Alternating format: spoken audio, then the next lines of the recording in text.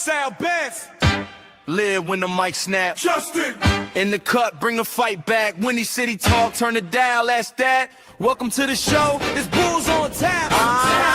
Bulls on Tap, pull it up, press play. Chi-Town talk, we can run it all day. From the tip-off buzz to the post-game rap. If you rock with the Bulls, you rock with Bulls on Tap.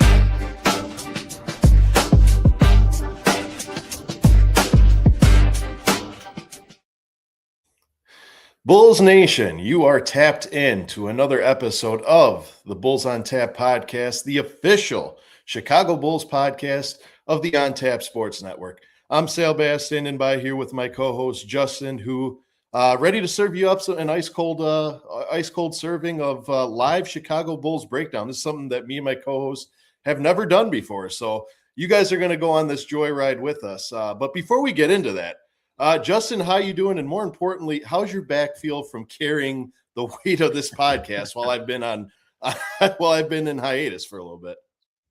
Oh man, I'm doing good. I really didn't feel like I carried the last pod at all. Honestly, I got to give a shout out to Matt Peck and Big Dave from the CHGO podcast coming on. Those dudes, I mean, if we want to talk about somebody carrying it, I kind of felt like Jason Kidd in that podcast, and they were like Richard Jefferson and Kenyon Martin running the wings next to me. Like I was just serving it up to them.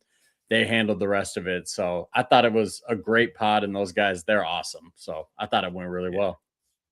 Yeah, they most certainly are. And that was a fun one to listen to. Of course, I couldn't make it. I was at work, but definitely listening to that pod, it was really good. They're a great group of guys. And it's always good when you get compliments on your intro. Like that meant a lot to me, when just being told that your intro is good. I mean, I don't know, after working so hard on it, just to hear somebody say that they liked it, it just, I don't know, gives you a warm, fuzzy feeling. But Justin, we got Bulls to watch. Like we said earlier, this is the very first time that me or you, for that matter, is going to be doing a live breakdown. So we're going to be watching the game live, kind of breaking it down and trying to do a play-by-play. I don't know if I can speak that fast to do it. We'll channel our inner Stacey King and Neil Funk and then see how it goes. See how it goes, man. But before the game actually tips off, we'd like to give you guys a little preview of what we think will happen, what to expect, players to look out for. So, Justin, before I get started, what do you think is going to be the outcome? I think the Raptors, excuse me, I think the Raptors are going to win. I mean, they're a team that they're in the playoff hunt. They need to win as many games as they can down the stretch, because before they were locked into like a top 4 seed in the East for most of the year. But if you look at the standings now, the Magic are playing better, the Heat are playing better, the Hawks are playing better. Like that 5-6 spot, it's up for grabs right now. So expect the Raptors to come out, play hard tonight. For the Chicago Bulls, I mean, just keep doing what you've been doing. Let Giddey cook, let Buzelis cook.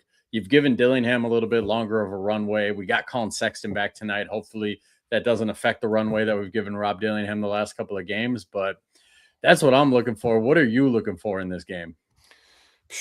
Honestly, I think I don't speak alone when I say I'm most excited to see Leonard Miller, man. Ever since we slid him into the rotation and gave him some actual minutes, he's turned my head, and I've really enjoyed watching Leonard Miller because his aggression, man. The guy crashes the boards. He's everywhere on the floor. When he gets his minutes, he's a prime example of he takes advantage of every single moment that he's out there. So we got Bulls on Tap in the house with Lenny Mill. All right. Yep. And There's shout out Guilty. Shout out Guilty. And Guilty. But yeah, I'm looking to just see progression, man. Like we said earlier, and I'm sure, Bulls podcasts have bled this dry. At this point of the season, I just like to see progression and what we can take into next season. If that means we go out there and play 48 hard minutes and don't get the W, but we look good in the process, that's fine.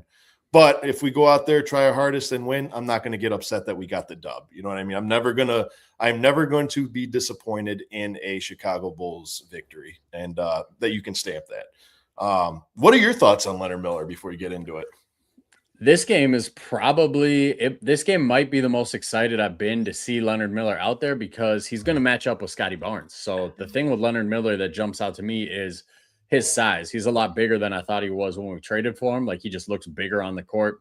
He even plays bigger than he is, which is saying a lot because he's a pretty big dude. But Scotty Barnes always kills us, and part of the reason is he bullies us. Like Patrick Williams, he makes him look like a child every time we play. So I want to see how Leonard Miller handles that matchup, because Scotty Barnes isn't a dude that is necessarily going to score 30 or 40 on you, but the way that he dictates the game with his rebounding, with his playmaking, with his defense, he's a hell of a matchup. So if Leonard Miller can hold his own tonight, that's going to change my mind about exactly what he is, because right now I think he's a solid piece, but I'm still not sure if he's an actual piece or this is a little bit of that March jumping stats that we see sometimes. But if he takes it to Scotty Barnes tonight, I'm gonna have to change my mind on that. He's gonna be legit. Yeah, I know us as Chicago's fans. I don't know if it's just a general fan thing, but I know we definitely do it in Chicago. When we find that like was that the unsung hero that steps up and plays a few good games, we're always looking to like, he's got to slide in and be the starter from now on. He's got to come back. Like, we're always really high on our unsung heroes. Like, if you're a Bears fan, which I don't know if you follow any football, you a Bears fan at all? I'm a very casual Bears fan. Very casual. Well, as you know, if you're a Bears fan, like, you know that our quarterbacks, like, we go through them like crazy. And whenever we slide a backup QB in there and they have a game, everyone's always going for like, start him. So I'm getting a little reminiscent of that with Leonard Miller, but I'm with you. I want to see how he finishes the season off, because if he continues to play this strong, there's no reason why Billy Donovan doesn't just keep him a volatile role of this rotation for the remainder of the year. All right, chat. If you're in the house, drop and say hi in the box down below. Let us know how we're doing. Good, better, best. I like that. Hey, we got Noah in the chat, hoping to see a big game from Modest. Aren't we all, Noah? Aren't we all hoping to see a big game from Modest? Absolutely. We got the starting lineup going right now, and let me just start by saying I've only seen about 3 or 4 other starting lineup montage videos in my lifetime, and by far the Chicago Bulls have the best video montage. It gets me hype every single time. If you're a fan of my other show, you'll know that I borrowed a couple seconds of it for our intro video. I mean, it's perfection. It gets me pumped. All right. Yeah. Who do you think wins the tip? I've been to the United Center 3 or 4 times in my life, and the intro hits even harder in person. I think I've been to a lot of different NBA arenas, and that is by far the coolest experience by far, when they got that lineup video going, and then you got Tim Sinclair on the mic, and it's just goosebumps, man. How many have you gotten to a Bulls game recently, Sal? I was actually at the Derrick Rose jersey retirement. It's honestly the only one I've been to this year. I try to go to about a few of them a year, but a buddy of mine at work, he actually is in a group where he gets it's like the tickets that people don't, like, they can't use. So they just say, hey, if anyone wants it, here they are. So he gets some pretty good seats, and usually if you wait till like the last minute where people can't really sell them anymore, usually get some pretty good gems. But this year I just been to the Derrick Rose one.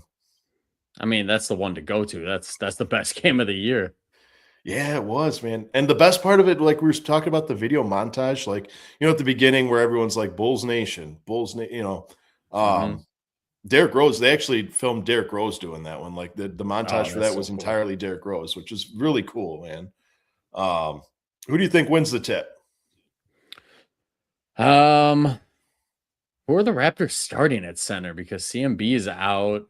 I'll say the Bulls win the tip, I guess, since I can't really think of who the Raptors. I'm guessing Scotty Barnes is probably going to do the tip for them. Yeah, I'll be optimistic. I'll say the Bulls will win the tip. There you go. Oh, I wonder who we got. I wonder what do we got? Sticks jumping, or do we got Modest jumping? I guess we'll find out in a few. Is there do you think there's any chance we kind of slow down Brandon Ingram tonight? Because in the 2 games we played this year, I think he had 31 the first game and 33 the other game. That guy, he's a bucket, man. Do we slow him down?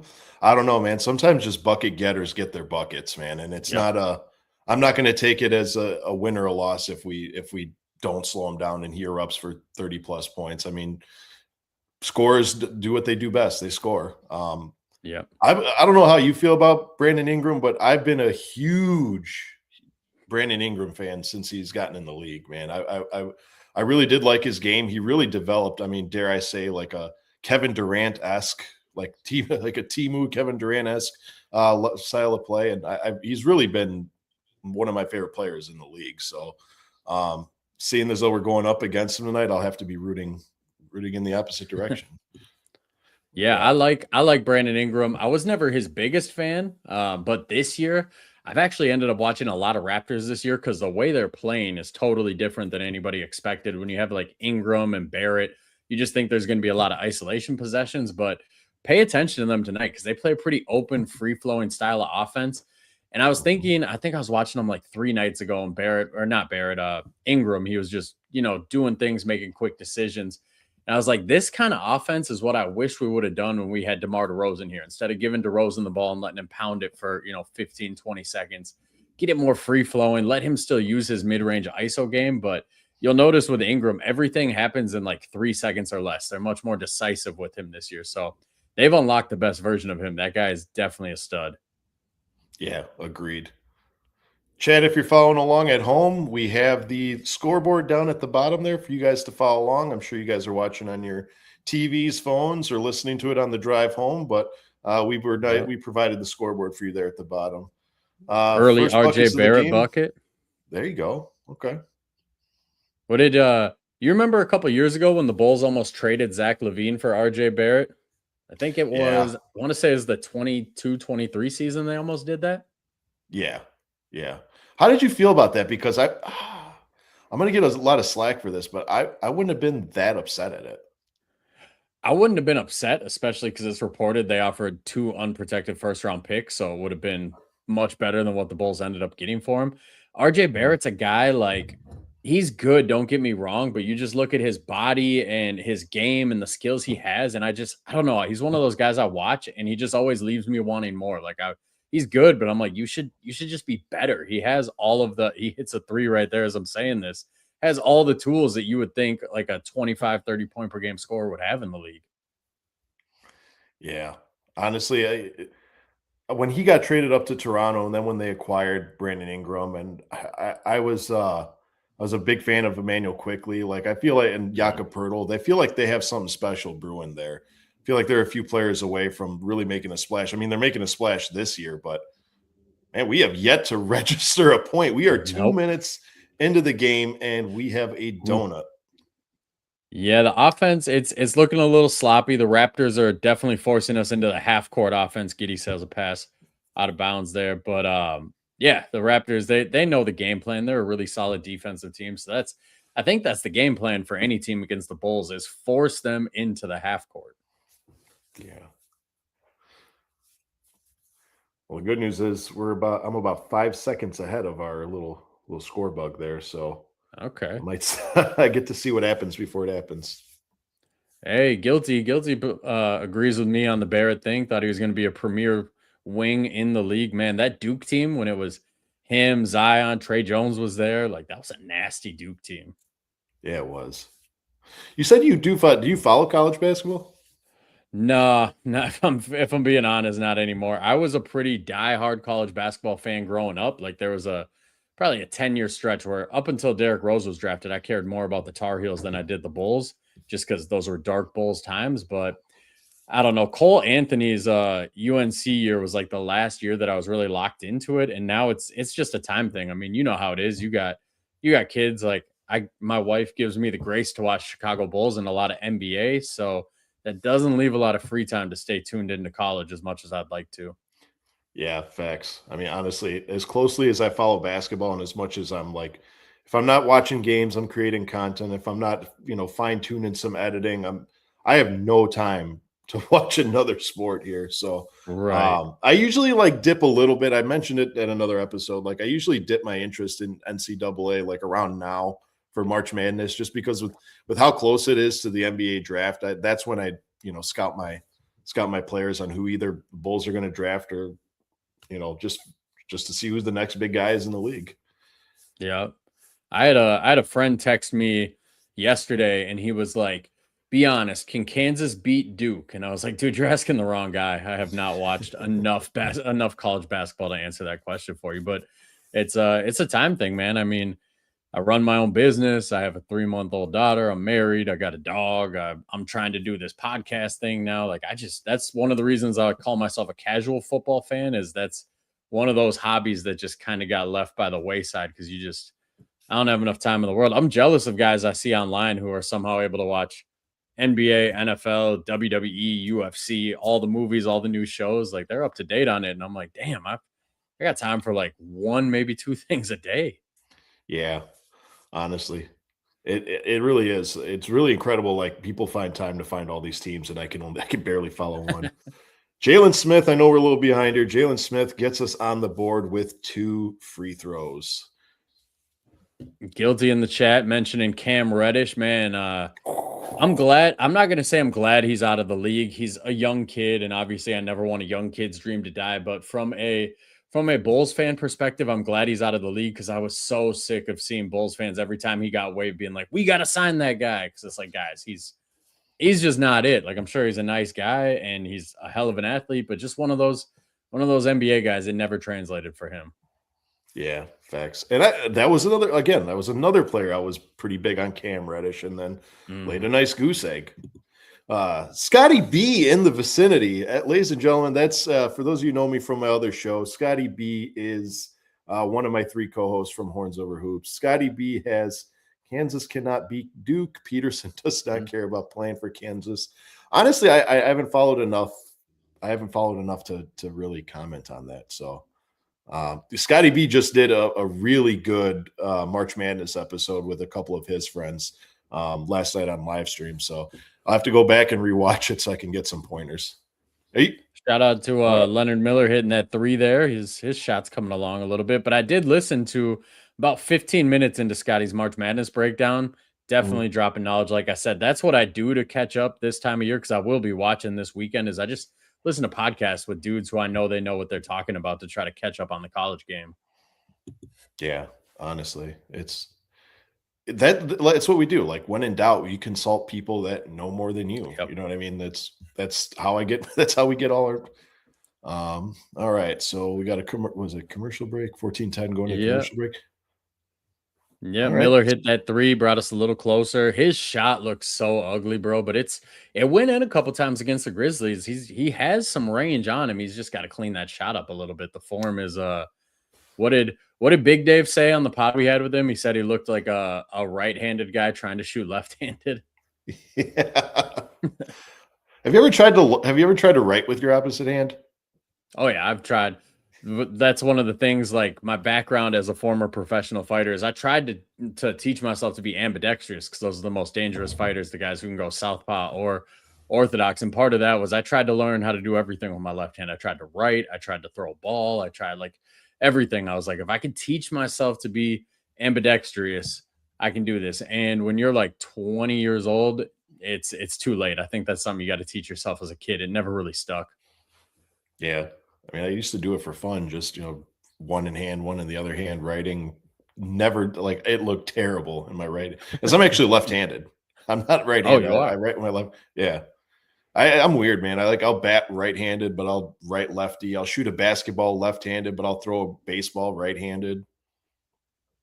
I'm always jealous of lefties because, like, you guys, your shot looks the coolest. Like Michael Redd had one of the prettiest jump shots ever as a lefty. Quarterbacks, like left-handed quarterbacks, Michael Vick, like they all, like lefties just look cooler the way they do things. I don't know what it is. I don't know if it's just because we're so used to seeing right-handed that when somebody does it left-handed, you're like, holy shit, that's cool. But lefties make everything look cooler. Yeah, but I'm jealous of righties when you guys write, man. Lefties, we dragging our hand through the freaking paper. By the time we're done writing a sentence, like this part of your hand right here is just covered in ink. So it's always jealous of the righties because they could write an entire sentence on paper and like your hand would be nice and clean still. All right. People can't read my handwriting anyway, so I got that doctor handwriting, even though I'm not a doctor. Yet.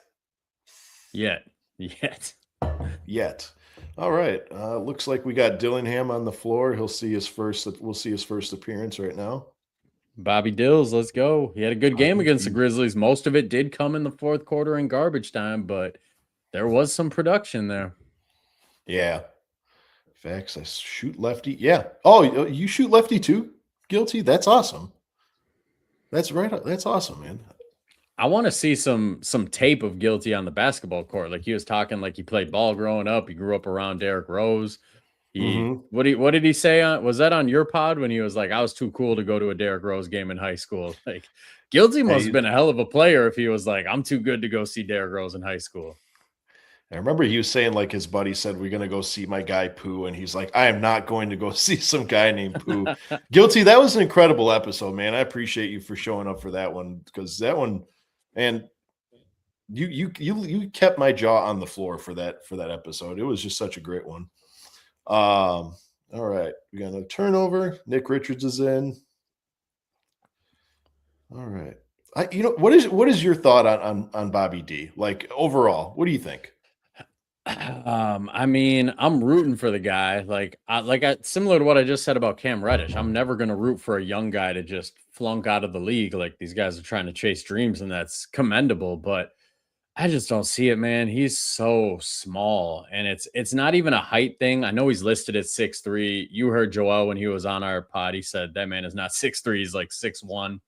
But his Mhm. frame is just he's so skinny, and his arms appear to be kind of short too. Like I don't see the frame of an NBA player, but I really hope I'm wrong because when you see him in bursts, like his speed stands out. He's quick, he can get to his spots. It's going to be a long road for him, I think, to be an effective NBA player. Yeah. Honestly, I'm like you. Like I'm rooting for the guy because like I never watch anybody with the intention like I want them to fail. Like I would never want anyone to fail, but um I don't know. It's just he's got I'm giving him benefit of the doubt because like I keep saying, and maybe I'm being a little too nice to him, but man's coming in with some pretty extreme circumstances. I mean, he's been in the league, Yep. one complete season, gets traded. We're in his second team. Like this roster makeup right now is very much a bro. I don't know how to even. It's like it's essentially just a mixed up Rubik's cube that we're trying to unscramble. Yep. So I'm giving him the benefit of the doubt. I would like to see him with a year of chemistry and a set lineup because Lord only knows if this is going to be our lineup or see any of the returning faces for next year.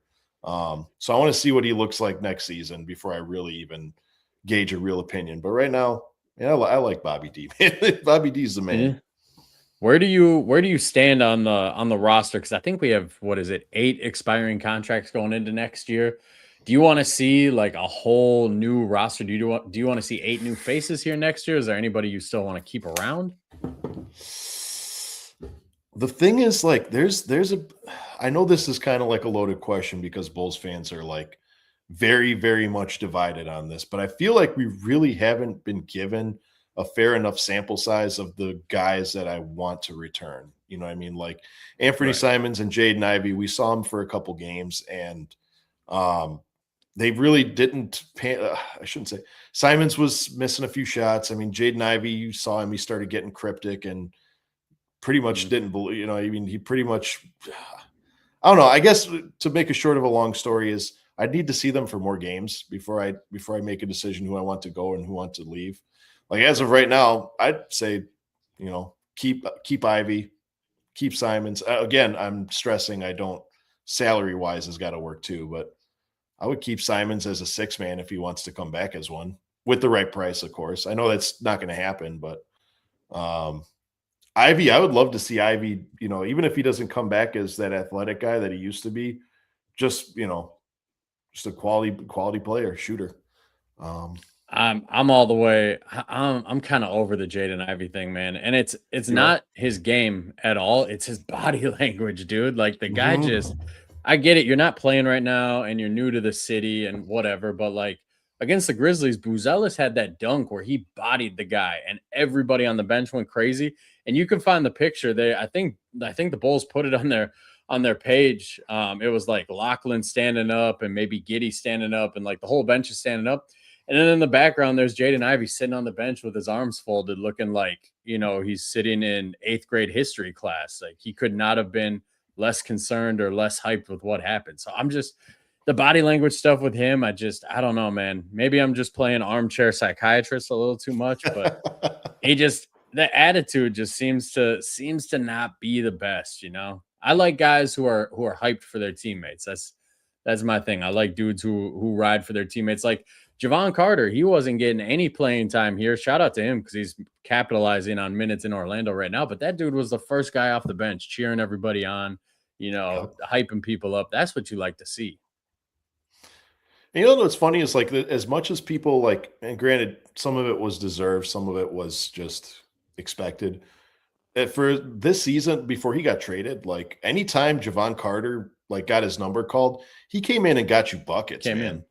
in. Yep. That's why I had that JC in case of emergency break glass. I heard Stacey Yep. King say it, and I heard him say, "Oh, in case of emergency break glass for Javon Carter." So I went ahead and made one, and I was just throwing around whenever the man got minutes. But anytime he stepped in, man, it was like he was ready to play, and he wasn't afraid to shoot the ball. So Yep. What'd Stacy call him? Jiffy Pop? That's like the most Jiffy that's Pop. the perfect nickname for him because he's just ready to go. Yep. Oh God, here. So we got a little bit of an ugly game here right now. We're 23-10. It's shots just aren't dropping for the Bulls. You saw Trey Young a couple possessions ago. He got into the paint, just couldn't finish. Or not Trey Young, Trey Jones. And the Raptors, I mean, the Raptors are they're playing Raptors basketball right now. They're hitting their open shots. They're moving without the ball. It's a stark dynamic between the Raptors and the Bulls when you look at the half court offenses. Yeah, this is definitely one that I'm hoping that they start getting a little warm and start kind of taking notes on what Toronto's doing and adjust their game strategy accordingly. Yep. As I was saying, that Colin Sexton had a very nice and one finish there. So Yes, he did. shout out to Sexton. He's give him his credit, man. I mean, the guy is playing for a new contract, whether that's in Chicago or somewhere else will remain to be seen. But he's playing for that new contract, man. He wants to get paid this offseason. I mean, if he puts up the numbers like he did for us, I mean, coming off the bench, he's putting up some of these numbers, rightfully so, man. As much as I'd like to have him come back, okay, you asked me before, that's somebody I wouldn't mind seeing come back for the right price. I feel like early on in Chicago, Colin Sexton kind of got a bad rap, but I feel like it was kind of unfair because the dynamic of the team was just so off that how do you judge a player? How do you judge a player just based on that? Right. He's a psychopath. I mean, the guy, you see him talking to himself, you see him, giving the middle finger to the rim. The guy, he's a true psychopath, and you need that on a team for sure. So if he's my only thing is this draft, if the Bulls fall outside of the top 4, and granted, I'm saying this as a guy who hasn't watched much college basketball. I've just been listening to a lot of podcasts, and we had Matt Babcock on the other week. So it just seems like if you're outside of the top 4, the best prospect that you're going to get is going to be a guard. So to me, if we draft another guard, if we go best player available and we get, Fleming or Acuff or any of these guards that Arizona kid that people are liking, then it's like, why would you bring back Colin Sexton or Anthony Simons into an already guard heavy lineup? Because we already got Giddey, we already got Trey Jones. So that's my thing is I think the draft is going to say a lot about which guys we're going to bring back. Yeah. Yeah. And that's a good way. That's a good way to look at it because honestly, I feel like instead of going out and trying to get somebody, maybe draft a guy and build around him. Because I still think we're going to have a pretty decent pick this year. I don't know. I'm optimistic, man. I think this is the year the Bulls get a top 5 pick. I'm basing that off of 0 criteria, but I'm just optimistic. I never have optimism for the lottery. Like when we fell to 4, the Patrick Williams year, I lost all optimism. And then last year, seeing the Mavericks get the number 1 pick, I was like, all right, abolish the lottery. Get this thing out of here. This is not working anymore. It's not doing what it's supposed to do. Yeah.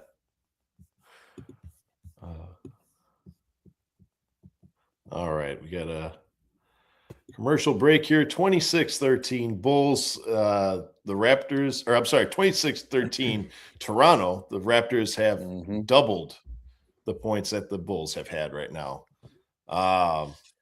Yep. It's ugly, man. Like I said, the Raptors are forcing the Bulls to play in the half court, and the Bulls are not responding. Yeah. Do you think, okay, what do you think our strategy, do you think our strategy depends mostly on our pace? And that's what makes us big. So if a team plays can keep us in the half court, like that shuts us down completely.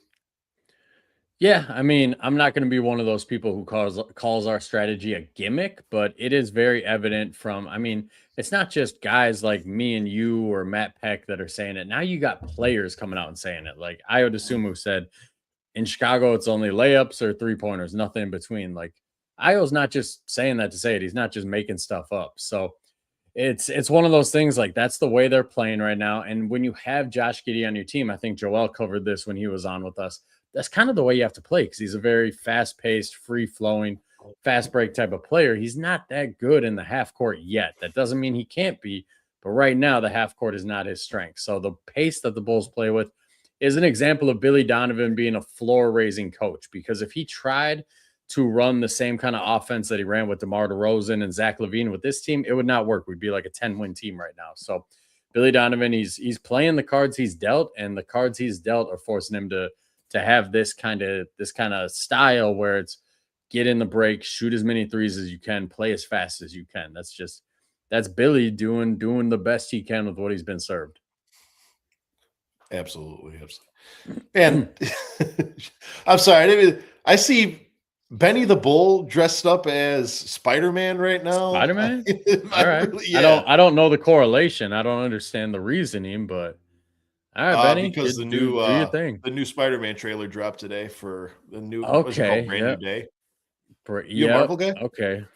Yeah, I'm a huge comic book nerd, man. I've been reading comics since I was like 5 years old. That's part of my day, literally my morning routine. Every morning I wake up, I meditate for 5 minutes, I hop in my cold plunge, and then as I'm waking up with my coffee, I read a comic book. So there's three things that I like in this world, and it's Chicago Bulls basketball, MMA, and comic books. Those are my three things. I'm trying to think. Man, what do I like? My three things. I like like the Bulls. I like video editing. I like coffee. You mentioned coffee. Coffee's good, man. I like coffee. Coffee is an adjustment for me, man. I was a 2 energy drink a day guy, and then about 2 weeks ago, the doctor told me stop that shit. So I had to become a coffee guy. He said, really? No more energy drinks. Yep. The acidity in them, the acidity of the energy drinks was like messing with my esophagus. And so yeah, he told me, and this was an ear, nose, and throat specialist. So he was like, we're seeing this a lot. If you just cut out energy drinks, you stop drinking them, you're going to be good as new in like 4 weeks. So for all you guys out there who drink energy drinks, just be careful. Be careful. Yeah. 30-17 with 56.4 left in the first in favor of the Toronto Raptors. Josh Giddey with a layup. Look at that. We got to give a shout out to how do I pronounce this? Genwil Bolandres, 980, fold the Brooklyn Nets, put them on a plane towards the sun. One of my best friends is a Brooklyn Nets fan, and me and him, we text every day about basketball, and a lot of our texts lately are just about the dark times that our franchises are in. So I know as a Nets fan, though, he does have optimism because they do have so many young guys. They had 5 rookies this year, and some of them popped a little bit, and then they got all those draft picks too. So it wouldn't be the craziest thing if the Nets turn this thing around. They get the number 1 pick, they get one of these kids we're hyping up. Don't sleep on the Nets. No. You want to hear something embarrassing though? So today at work we watch WGN all the time, man. It's like the unwritten. You watch WGN. That's what we do. It's a Chicago news station. And I look up and there was NBA players like trying to crack an egg with their bicep. And it was the Brooklyn Nets. But I had no idea one player on that. That's the Nets. I'm like, I don't recognize anybody on that. Like I was expecting, MPJ, Claxton, but like no one. Scotty didn't even get MPJ on there? No, it was just like the young kids. The Nets need to move back to New Jersey. Man, I'm a purist. I would love that. Like I agree with that. I hated the move to Brooklyn.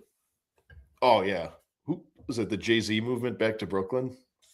Yeah, I think they thought that moving to Brooklyn would help them get LeBron or something like that. Like, because they did it. Didn't they do it the year like they announced they were going to do it that big summer, so they thought that maybe that'd be like a recruiting tool for them.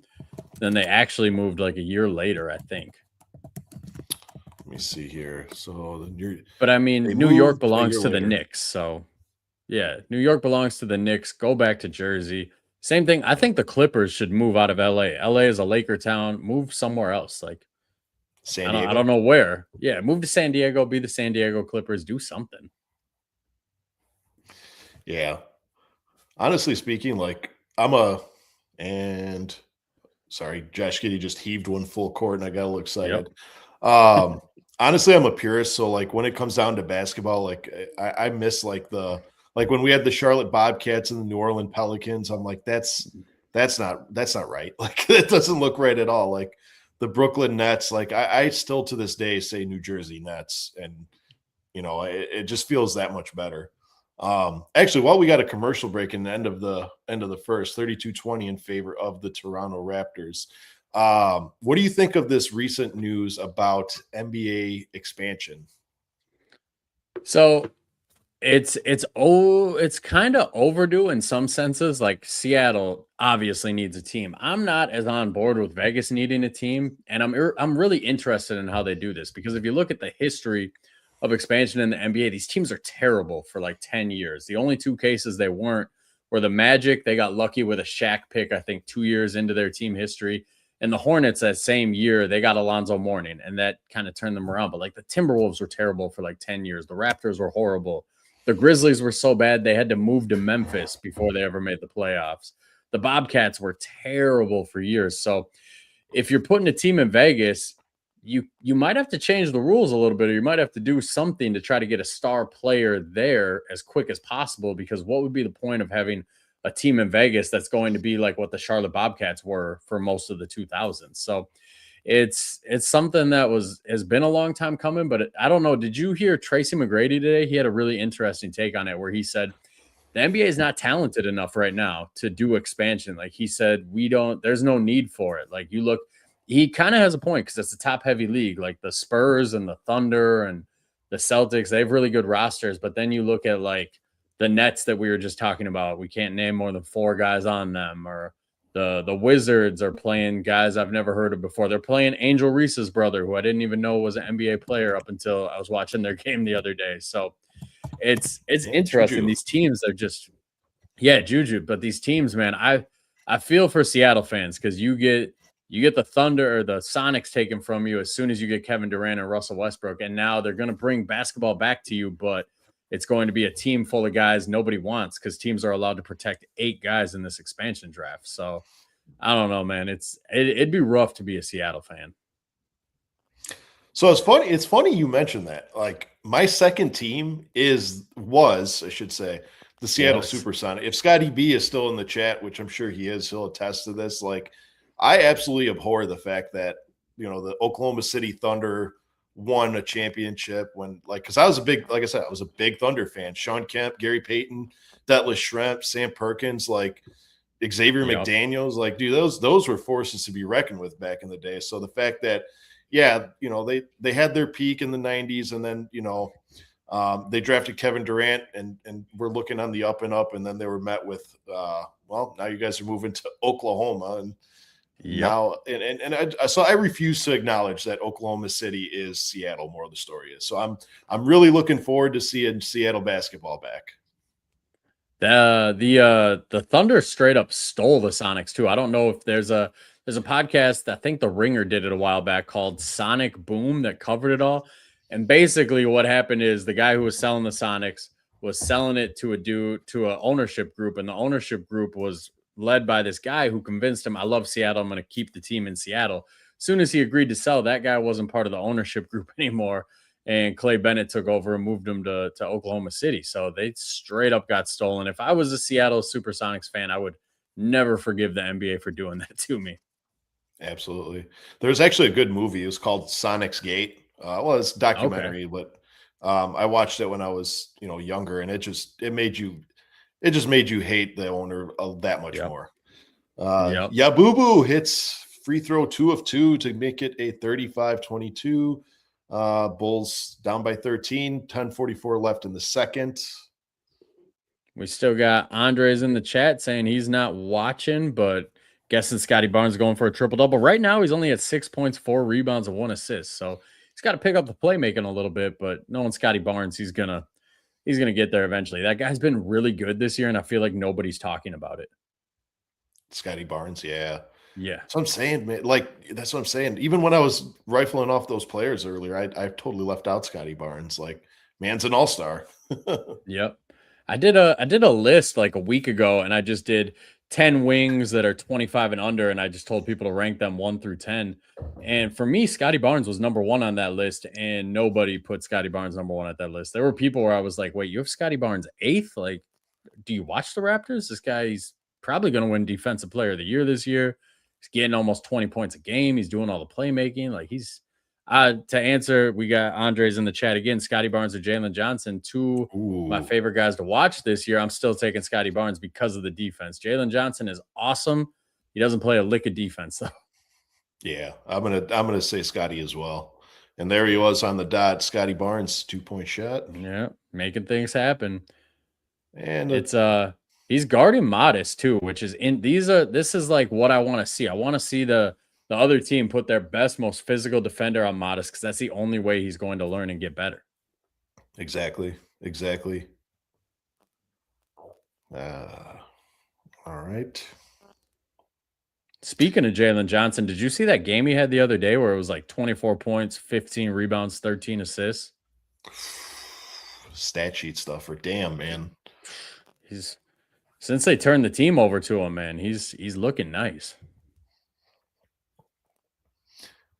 And he missed the first one. Was that Jacoby Walker? Jacoby Walter. Yep.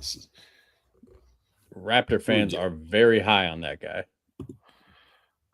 The Raptors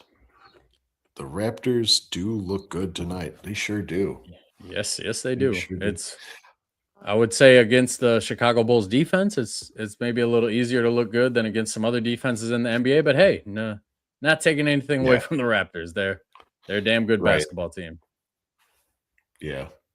And again, it's also, saying, they deserve more credit than they've been getting, because I feel like the Raptors kind of quietly snuck in there and became amongst the tops of the teams in the East. I'm actually going to be looking forward to watching them in the playoffs. Yeah, right now, the way the standings are right now, it would be Cavs Raptors for the 4-5. That would be a very interesting and compelling series in the East. And yeah, the Raptors, they kind of snuck out of nowhere because last year they were terrible. Last year they were a tanking team last year. Like, people are mad at the Jazz this year. I remember a game against the Bulls last year at the end of the year where they played all their starters, and then in the fourth quarter they benched all their starters, and they were up after the third and they benched all their starters to go on and lose the game. The Raptors did that a bunch last year. People are mad at the Jazz, but the Raptors kind of laid that blueprint last year. We'll still play our guys, but not when the game actually matters. Yep. Modest. 40-26 Toronto Raptors. 9:04 left in the second. Hey, it could be worse. So it looks like the Nets are down 60-24 to the Oklahoma City Thunder. That is, man, you talk about dark times. That's dark times. Jeez. That's another breed, man. The Thunder, just another breed. It's still scary how good that team is. Yeah, they're the NBA champions, but watch the games. Yep. It's scary how that team operates, man. And the fact that they have 13, 14 picks over the next, 6 years. Like, I think we were talking about it on the episode with Joel, man. This team could mess around, win the championship, and get a first overall pick. Minimal chance, but it can happen. Yep.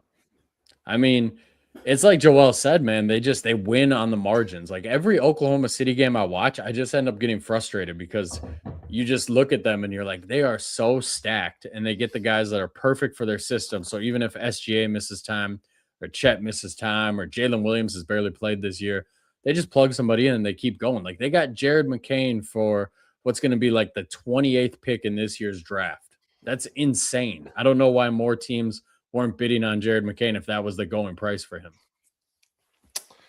What's funny is I wouldn't be surprised if a lot of teams just saw that injury and then wrote him off. It's like, hey man, this guy could still play. He had a pretty bad injury, took him out for the season, but they forgot about the games he played before that injury. That he looked really, really good. He had a case for rookie of the year. I mean, he was playing out of this world.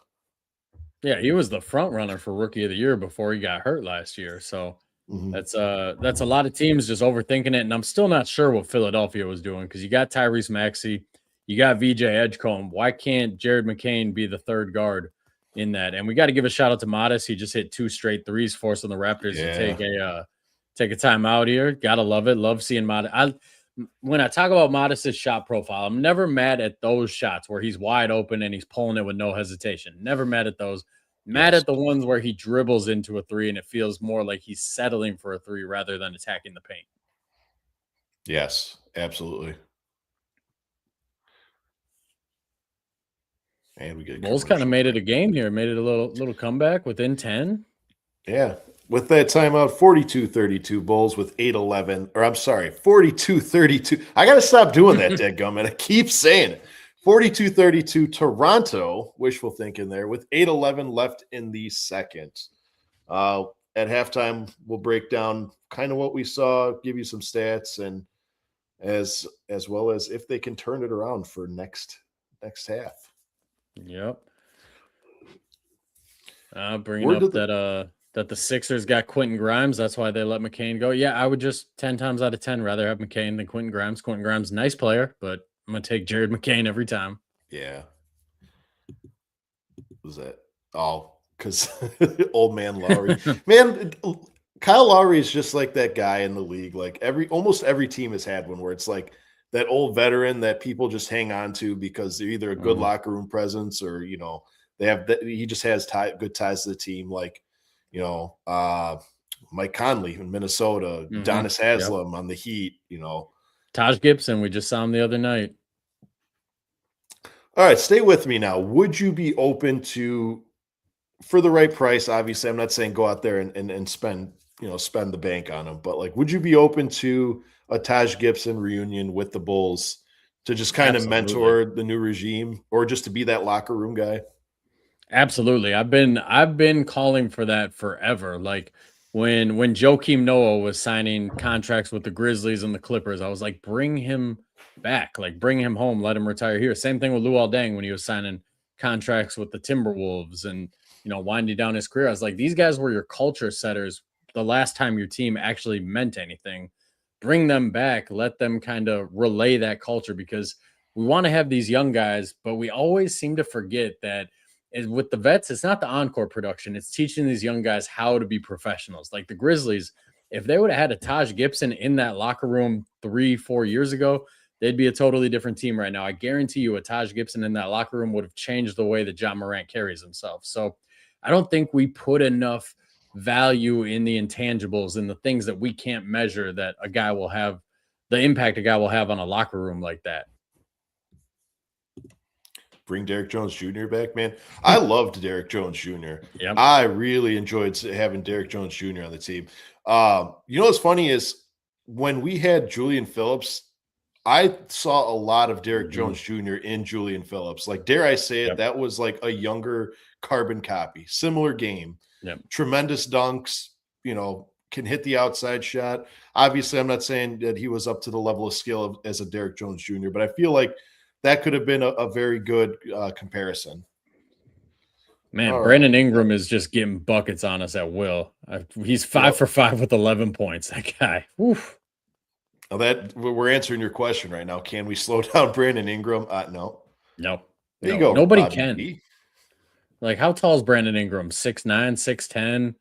He can get his shot off whenever he wants. Like, good. When that guy's feeling it, I don't know what you're supposed to do. Bobby D just hit him with that Yuki turnaround. Yeah. Bobby D's making some things happen, man.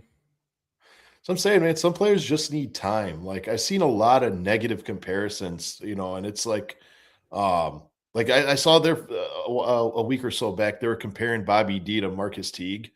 It's like because they were both super fast and super but they just didn't know what to do with the ball because they're so fast for their own good. And it's like, man, it's kind of unfair, like let that man develop. Yeah, I can't hear the name Marquise Teague without getting mad. It's just Because I'll never forget that after that draft, it came out that Tibbs was pushing hard for Draymond Green, and Garpax was like, "Nah, we want Marquise Teague." Like, would Mhm. Draymond Green have become Draymond Green in Chicago? Probably not. He probably wouldn't have been the player that he became with the Warriors. He No. definitely needed Stephen Clay, but the guy was a defensive wizard. At Michigan State, he played a lot of three. He even brought the ball up for them. Like, he would have been a totally different player with the Bulls, and he would have fit into the culture there. So, Absolutely. got Because as you know, another Tibbs one in the thrived chat. on looking back Oh, on the he trade. would have loved Draymond Green, man. Tibbs would have Absolutely. loved him. What do you make of the BI Trey trade Jones looking back? traveling. What did they even trade for BI? Wasn't it like I'd have to look. I think it was like Bruce Brown's expiring contract and maybe a highly protected first. It might have been a couple seconds. They might have just got him for free. They traded Brandon Ingram to the Toronto Raptors for Bruce Brown, Kelly Olynyk, a 2026 first round pick, and a 2031 second round pick. I mean, looking at it like that.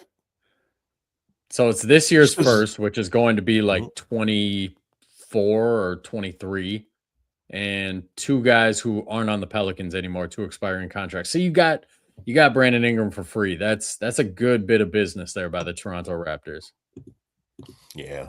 Was Stevie V says Brandon Ingram can score mid-range, but the knock on him is his willingness to defend. Yeah. I mean, Yep. some players, like, you're not going to get both of it. Some players you're going to get 30 a night, but you're also not going to get any D. You know, some players you're going to get a lot of D, and you're not going to get a lot of, you're going to get under 10 points. I mean, it's just the nature of the beast. There's going to be a sound clip of old Bass saying that. I mean, I caught myself after saying that. There's going to be a sound clip of me floating around the internet saying some players get a lot of D. Yep. I thought about throwing a pause in there, but I was just going to let you keep going. Man, Trey Jones is making some plays tonight, though. Whenever I watch him, there's a lot of debate because I don't know which podcaster said it, but one of the bigger Chicago podcasters says that Trey Jones is the best point guard on the team. So of course, Giddy fans get mad at him. And I mean, I don't know, man. Trey Jones is just the definition of a floor general to me. Like, I know he's never going to have the gaudy assist numbers Josh Giddey has, but like, you watch him in the game and you're like, he just knows how to manage the game. He knows how to manage the pace. He knows when certain guys haven't had a shot in a while and need a touch. Like, he's a floor general. He's an old school player. Yeah. I wholeheartedly agree with that because I've been saying it all year. I mean, Trey Jones is quite possibly a top 5 or top 3 backup point guard in the league. And I mean, I can see where people are, he's the best point guard on the team. I mean, where I do see that, obviously Giddy puts up the stats, and I'm not saying, but Trey Jones, man, he just moves.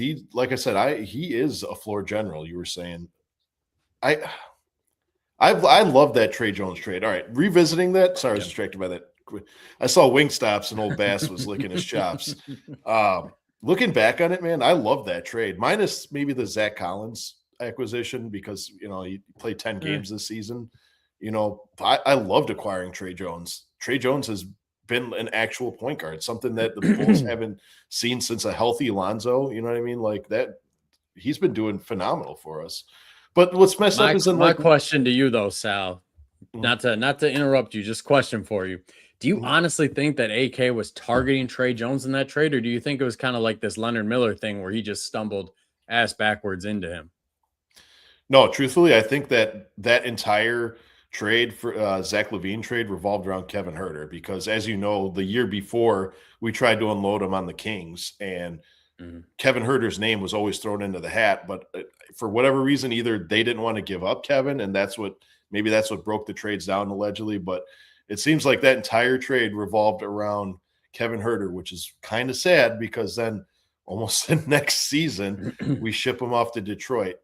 But luckily, I mean, we got Trey out of the deal, and I'm still a huge Zach Collins fan. It's just it's kind of off-putting that he's played 10 games this season. He's already getting injured. That's his career, though. You look at his games played in his career everywhere he goes: Portland, San Antonio, now Chicago. Like the guy, I mean, we see guys like this, especially big guys. They can't get out of their own way. They can't stay healthy. You mentioned earlier the best point guards in the NBA. That's an interesting list. I'm trying to think like who would be on that. Obviously, you got AJ Mitchell and OKC, and Mhm. then it's like, I Pritchard. mean, we can call Kobe White a backup point guard now. He's a backup point guard for Charlotte. He's up there for Yeah. sure. Let me see here. Pritchard, you For mentioned he's sure. got to be in Yeah. there for sure. Man, there might just Let me not be that see. many good backup point guards in the Tyus NBA. Jones, Ty Jerome, Monty And Ty Morris. Jones been hurt all year. Tyus Jones has been garbage all year. I love Tyus Jones. I live like 2 blocks away from where he grew up. Love the Jones brothers, but it's been rough watching Tyus Jones this year, man. It hasn't been pretty. I think he's on his 3rd or 4th team this year. Yeah. Yeah. I mean, yeah, that's what I'm saying. That man is just Trey Jones. Trey Jones, for all intents and purposes, could go on teams and start. Yep. No question about it. No question Yep. about it. Scotty B Here we with a go. question. Scotty B, thanks for sticking around. What do you got here? Do you guys think that the Bulls can be successful with Modest and Giddey being their best 2 players, or do they need someone else to be their number 1 option? I'll let you take that one if you want to. Do you want to go first, or do you want me? I mean, I feel like I've been pretty open about this. They need a number 1 elite option now. I will say I was 100% convinced of this, and Modest Buzelis has started the process of maybe changing my mind a little bit. I didn't think he had that alpha dog in him to take, 18 to 25 shots a night, because we talk all the time. We get so mad when, Modest has 10 shots or 12 shots or whatever. We never take into account that the fact that just putting up shots, just creating looks for yourself, whether they go in or not, is a skill in and of itself and takes a certain mindset. So Modest has shown that mindset. He's shown a lot of growth. So I'm starting to maybe consider that he could be the number 1 option on a successful team, but I still think we need a true number 1 guy. Like if we're going to talk about when will the Bulls win a championship again? I don't think our best player on that future championship team is on the team right now. I like that statement. Beforehand. 58-41 in the favor of the Toronto Raptors with 4:16 left of the second. My answer is this. They need somebody. I mean, we're like you said, Modest has been kind of coming out of his shell and kind of emerging as he can be that guy. I mean, he's played a couple of great games. His last game was incredible. He just dropped a 41-pointer not that long ago. I still think this team needs help more than and by number 1, like, do you need like a best player on the team? Like, you need the number 1 to be the number 1 scoring option, or just like the best player on the team? Like, because they need somebody. I mean, they need help other than just those 2, because the team around them it's yet to be finalized. Like it's a tryout right now. Like they need a lot more than just one other guy. But if you talk about going for success in the future, you definitely need another guy. Yeah, because the thing is, like, when you said, do you need your number 1 to also be your number 1 scoring option? I mean, I can't think of a number 1 on a team who's not the number 1 scoring option. Like Nikola Jokic is the greatest playmaking big man we've ever seen. He's still the number 1 scoring option on that team. Luka, SGA, like, I really can't think of a number 1 on a successful team that isn't that team's primary scoring option at the same time. Would you just for question? Would you say would you say it's Giddey right now? Giddey's our number 1 scoring option. So we're the exception team. Yeah. I mean, because Giddey, it's interesting because Giddey definitely has the longest leash on the team right now. I think that's safe to say. Like, I don't think there's anything Josh Giddey could do in a game right now that would get him benched. And so if he wanted to, he could take 20, 25 shots. But that's just not his game. That's not his makeup. So yeah, I guess we would be the exception where our best player, Josh Giddey, is not our number 1 scoring option. Right now, I think it's pretty evident that Modest Buzelis is our number 1 scoring option. Facts. Absolutely. And I think and then our other scoring options right now are hurt. All Colin right, Sexton. Yep. Oh, yeah, Colin, yeah. I got 2 questions. First is, if you were the GM of one of the expansion teams, how would you go about it? And second, why is it Doc Rivers?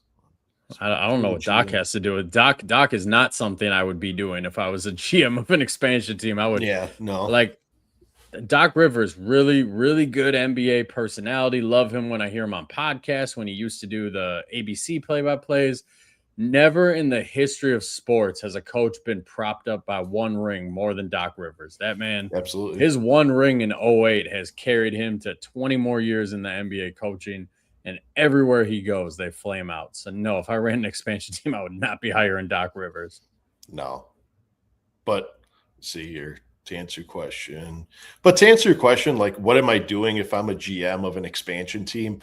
Like we mentioned, the aforementioned the Charlotte Bobcats, like we've had some pretty lousy expansion teams. So if I'm a GM of one of those expansion teams, let's just say Seattle, because I mentioned how I was a big Seattle fan.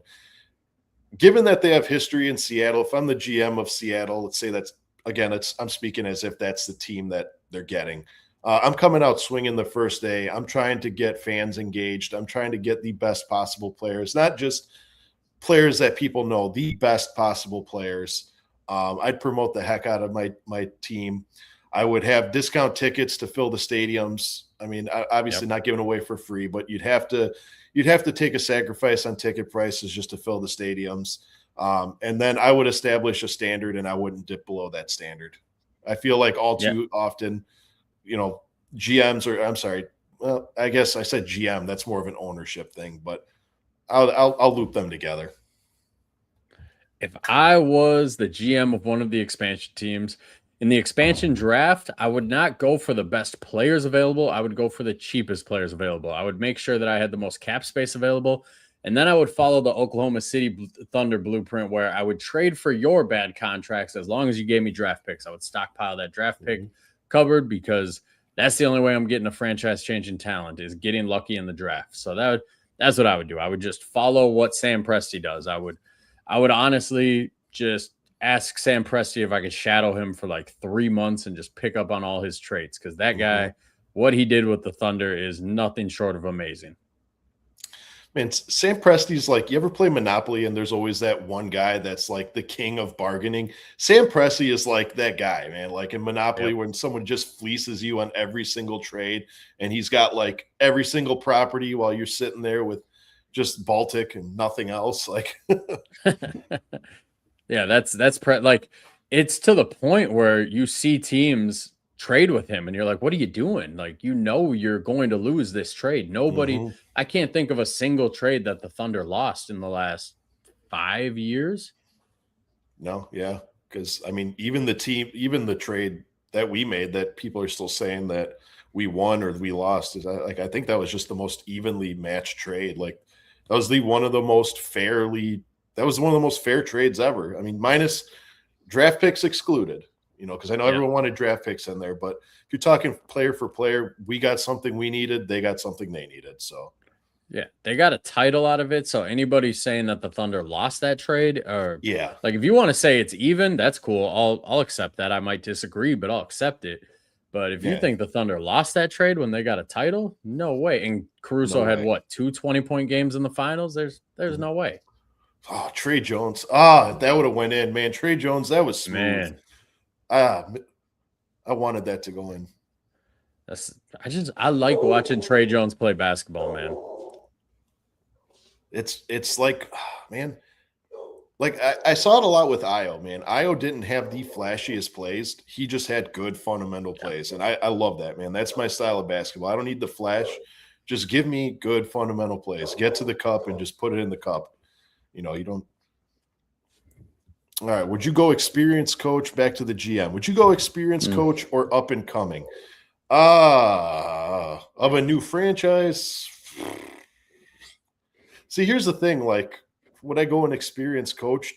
This is just my personal opinion.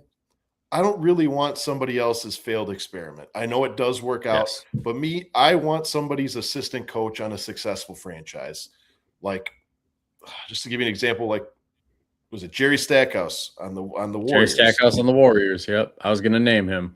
Yeah, I mean he is a assistant coach on a successful franchise. People are forgetting that when coaches gets fired, it's usually get fired for a reason. So I don't want to gamble, especially on a new franchise. on somebody else's leftovers or somebody else's failed project. I want the next guy. I want to be the guy that the franchise to host the next best coach in the NBA. Yep. Yeah, I'm going young. I look at like Sam Cassell in Boston. I've said his name a million times in coaching stuff. Don't know how he hasn't gotten a shot yet. Mike Anori in Minnesota. He's another assistant. Oh my God. If Modest would have finished that dunk, man, I just the way that he just tries to take people's heads off, man. Oh my God. See, that's something that, man, people need to respect about Modest is he's not looking to score points. He's looking for blood, man. Yep. He'll take your head off. And right on cue, another Trey Jones, just good old fashioned drive. Yep. That's what he does. He just, final minute. I guess I haven't really looked. What are we getting from Giddey in this game so far? Are we on triple double watch with Giddey? I think I was so invested in that conversation about being the GM of Seattle that I didn't even. We are not on triple double watch. It is 5 points, 0 rebounds, and 1 assist. We are not on triple double watch. March Giddey, as I like to affectionately call him, has not shown up today. Not yet, and actually, it's kind of embarrassing. It looks we have no Bulls players in double figures right now. Yeah, our leading scorer is Modest with 9. Sexton has 8 off the bench. And then you look at the Raptors. Ingram has 13. Barnes has 13. Portal has 9. Barrett has 14. Quickly has 10. Walker has 8. Yeah. I mean, it's no wonder it's 72-45. Put it up. Like what are you doing? All right. So that is the buzzer of halftime. 72-45 in favor, once again, of the Toronto Raptors. While we have the floor here for halftime, if you do enjoy what you see and you want to see more of us, please hit that like button, subscribe to the channel. And if you want to follow us on our socials, we have our handles listed below. I personally don't have my own handles just because I don't do social media. My handle is the handle for my secondary show. So yeah, Horns Over Hoops. Make sure you guys check out the episodes. I thought the episode you did with Troy was fantastic. You guys were getting like some Lincoln Park talk in there, some Australia talk in there. Like that's cool. I like when podcasts do that. Like, yeah, we're here to talk Bulls, but let's talk other stuff too. It doesn't just have to be the Chicago Bulls all the time. Yeah. Well, the funny part is like if Scotty B, if he's still in the chat, he'll attest to it. Like one of the things I mentioned on that Troy episode is me and my friends, we used to just talk in Linkin Park lyrics. Like in the end, doesn't even matter. Like, we used to just any Linkin Park song that we can turn into just general chat. It was just inside joke we had. So when I heard that he was potentially going to see them, I'm like, man, right on, because I wanted to go see them when they were, I forgot where they played. If it was Soldier Field. Anyway, they were in Chicago and I wanted to go see them, but that would have coincided with the birth of my second son. I think that would have been a big no, no. So yeah, I'm not the biggest Linkin Park fan. My wife, I wonder if she can hear me as I'm recording this. I'm just upstairs in a spare bedroom. She might be able to hear this, but there's a funny story where she likes Linkin Park, so she was playing it in the car. And she's singing along, and she's playing Numb, and she starts singing, and instead of Numb, she says Hard, and I stop her, and I'm like, baby, do you think he's singing about how hard he's become? She's like, yeah, that's the words. I've become so hard, and I was like, no, I don't even listen to Linkin Park. I know that this man's not singing about how hard he's become. So that's like my Linkin Park experience is just her singing the lyrics and me being like, that's not what that song's about at all. And it's always fun when people they think they hear like the misheard lyrics, like, and people just sing what they think that they said. And then somebody who knows is like, what are you saying? Yeah. You just got to go with it. All right, ladies and gentlemen of the chat, if you're in the chat, drop by and say hello, ask us a question. We'll be more than happy to answer your questions. We are at halftime, though, 72-45, as mentioned earlier. So we're going to break down some of the stats and going forward and kind of what to expect in the third and fourth quarter, which based on the score that it is, Bulls have a 27-point deficit. But stranger things have happened, ladies and gentlemen. So, what's one thing that really stood out to you, Justin, in this first half, besides just the torrential beatdown that we've been receiving? I think the big difference in these teams is in the half court. I mean, I said it before the game, but you're seeing, in the half court, Brandon Ingram, he's creating great shots for himself. He's playing the mismatches, playing the switches. RJ Barrett creating great shots for himself in the half court. The Chicago Bulls, they're being forced to play in the half court and they're not creating great shots. They also don't, I mean, is there anybody on the Chicago Bulls that you would consider even an above average shot creator in the half court? Because I straight up don't think they have one on the team. Like Modest Buzelis he's going to get there someday, but right now that is just not a strength of his game. So it's hard for the Bulls right now. Yeah, currently I would say no. I mean, again, maybe Jaden Ivey or Anthony Simons when they come back, but not even. I would say your closest bet is going to be Modest when he gets there. Yeah. Yeah, and then I was just going to say the other difference too is the Raptors defensive rotations are on point. They're rarely out of position. If somebody gets beat, the right guy rotates and the other guy pre-rotates. Like it's hard to find any room against them. They're one of the better defensive teams in the NBA. Yeah. Yeah, that used to be like our Achilles heel, man, getting beat off the switch. Like I know I'm speaking more back when we had like in the Vooch era, earlier in the season, but that was one thing that the Bulls just could not figure out was how to not get beat off of the switch. There's another reference for you. But the one thing that stood out to me though right now is I'm staring at the box score. The Bulls are shooting 15 of 39 for a measly 38.5% field goal percentage, where the Toronto Raptors are shooting 27 for 45, 60% from the field. That's insane. Bulls are 6 from 18 from beyond the arc for a 33 average, and the Toronto Raptors are sitting at even 50%, 8 for 16. Man, I'm looking at. Yeah, let me actually turnovers. The Bulls have 11 turnovers, which was good for 20 Toronto Raptor points. I shouldn't be laughing at this, but it's turnovers has been our breaking point all season. It's our Achilles heel all season. Like even when Kobe was here, he was turning it over 3-4 times a game. Josh Giddey turns it over 3, 4, 5 times a game. Io even had some turnover issues before he got traded. Modest has had kind of a sloppy handle at times too, leading to turnovers. It's the Bulls' biggest downfall is it's great to play with pace, but when you play with pace and you're careless with the ball, those are two things that are not going to come out in your favor too often. Yeah, I mean, that was the thing. Like, the Bulls always took pride on the pace. Like, not to reiterate you, but like, I heard it all too many times. Like, oh, we're leading in pace. We're leading in pace. We're leading in this imaginary stat called pace. That like, I don't know if you ever looked at how you calculate pace. Like, it's an insane formula to calculate pace. And yeah, the Bulls we run fast. We should. Yep. Our team is all 20-year-olds. Like, we should be running fast. Like, we should be getting up the court quick. But what good is pace when you're going up the court, dribbling off your foot or passing it to the other player? The only thing we were doing is giving the other team the ball back that much quicker. You know what I mean? I equate it to like, what's the point of owning a Ferrari if you can't drive stick shift? What's the point of driving what's the point of having a fast-paced team when you're just going to turn the ball over?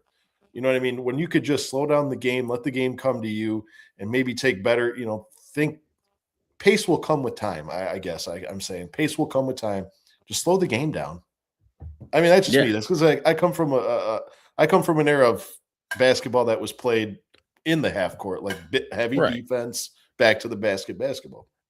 And I think that's what we're talking about when you hear people say like we want to see more mid-range jump shots out of the Chicago Bulls. Like we're sick of the 3-pointers or layups or nothing kind of gimmick that they play with. It's not that we're asking for Modest Buzelis to take 10 mid-range jump shots a game. It's just have that versatility, give the defense something else to think about, because games like this where a team is forcing you into the half court, this is what playoff basketball is. Like regular season basketball is one thing, in the playoffs physicality gets ratcheted up, the possessions slow down, it becomes more of a grind. You need somebody who can create in the half court and can get a mid-range jump shot. So that's the thing, is like, yeah, we're saying like this is good for Modest's development, that he can take as many shots as he want, but if the end game is ultimately to be a playoff team, then maybe you should get him used to, what you're going to actually have to do when you're a playoff team. Hmm. It's another reason why I don't like losing environments, is creating a losing environment, because when you create a losing environment, you're bestowing losing environment in losing mentality in these players' heads. And a player like Modest, where you're trying to develop him into becoming the next big thing, that's why I don't like tanking. I'm sorry. Like, I know no players, let me just be frank and say, no player is going to come out there with the intention to lose games on purpose. I'm even on the fence if there's coaches that go out there with the intention to lose basketball games, because they know that their job's on the line as well. So but Yeah. when you create a negative atmosphere and a losing atmosphere, you could, for all intents and purposes, damage that player from any further development from the future. Alexander Moss said, I mean, Raptors are look too at the fast pacing. process Sixers. Like the process Sixers are a really good example of this, where they intentionally lost games for years and years and years. And at one point, they had a lot of talent, like Ben Simmons, Joel Embiid, all these guys who, yes, they were talented, and the tanking to get these elite talents, it did work. But the fact that for the first, 2, 3 years of their career, their development years, you taught them that the games don't matter, that we're trying to lose.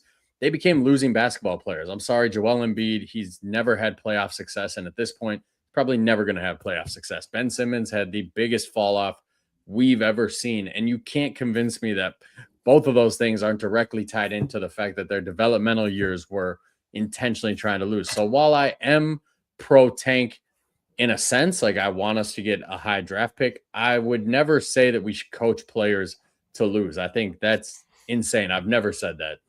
Yeah. My thing is, like, I think I said the other night, I'm like, you could easily play Modest Buzelis, Josh Giddey, your best players. You could play them the first 3 quarters and let them, play as hard as they want and play competitively and go for the win. And then in the fourth quarter of a game, where you're trying to lose down the stretch, then put Yuki in, put Mac McClung in, put some of the guys who don't get very much run in. If you're trying, that's an ethical way to tank in my eyes. And like you said, no player is ever going to go out there and try to lose games. That's just not what they're going to do. Yeah. Plus, it's not practical. Like, granted, it gives you better odds, but what's the highest you can get? 14%, I believe. It's 14% is the worst team, and you're splitting it Mhm.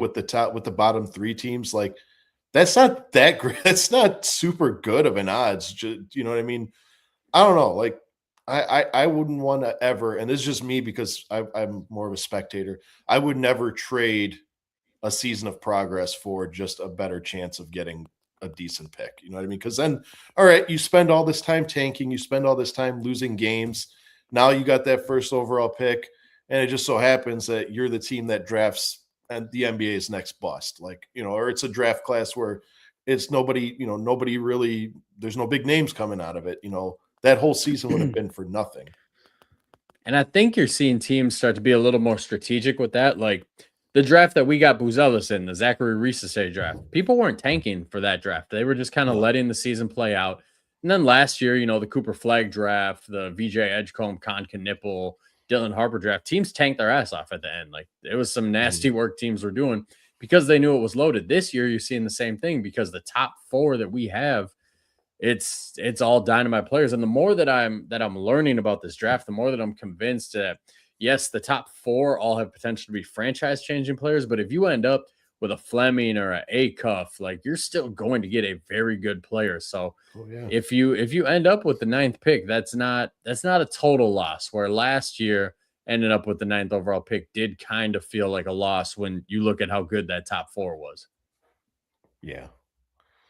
And honestly, like like you said, it is a good draft class. Um, Oh, where everyone wants, obviously, everyone wants a top 4 pick. I'm still personally gunning for AJ. I think that dude's going to be insane. Like, I know you're a big Cam Boozer fan, and I'll be honest with you, I love Cam Boozer. You know, I like that his father's ties to Chicago. Like, I just love his overall play style.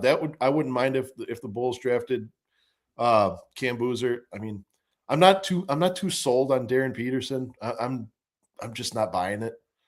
Yeah. Caleb Wilson, I would have loved Caleb Wilson. Would he break his thumb? Yep.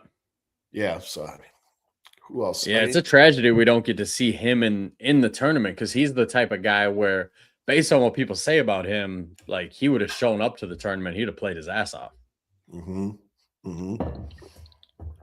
Yeah, but you know, to your point about the Risache draft, yeah, no one was tanking. Then you have a player like Cooper Flag, and you propagate this whole capture the flag, you know, capture the, you know, they made a whole, of course, teams are going to be gunning for it. But I want to ask you this before we get back into the third quarter. Third quarter is about to start right now. I asked this on my show. What do you think? Because I know it was a big issue a few months back where Adam Silver wanted to address the issues of tanking and yada yada.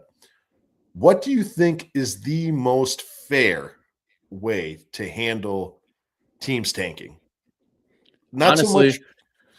I Not think so I much think it's favoring one team, easier. but fair. Yeah, I Easier? think it's easier than people are making it out to be. So I think people have overthought this. I think you get rid of the lottery, do it like the NFL does, go by record, and then people will be like, "Well, then teams will just tank to be the worst team in the league year after year after year."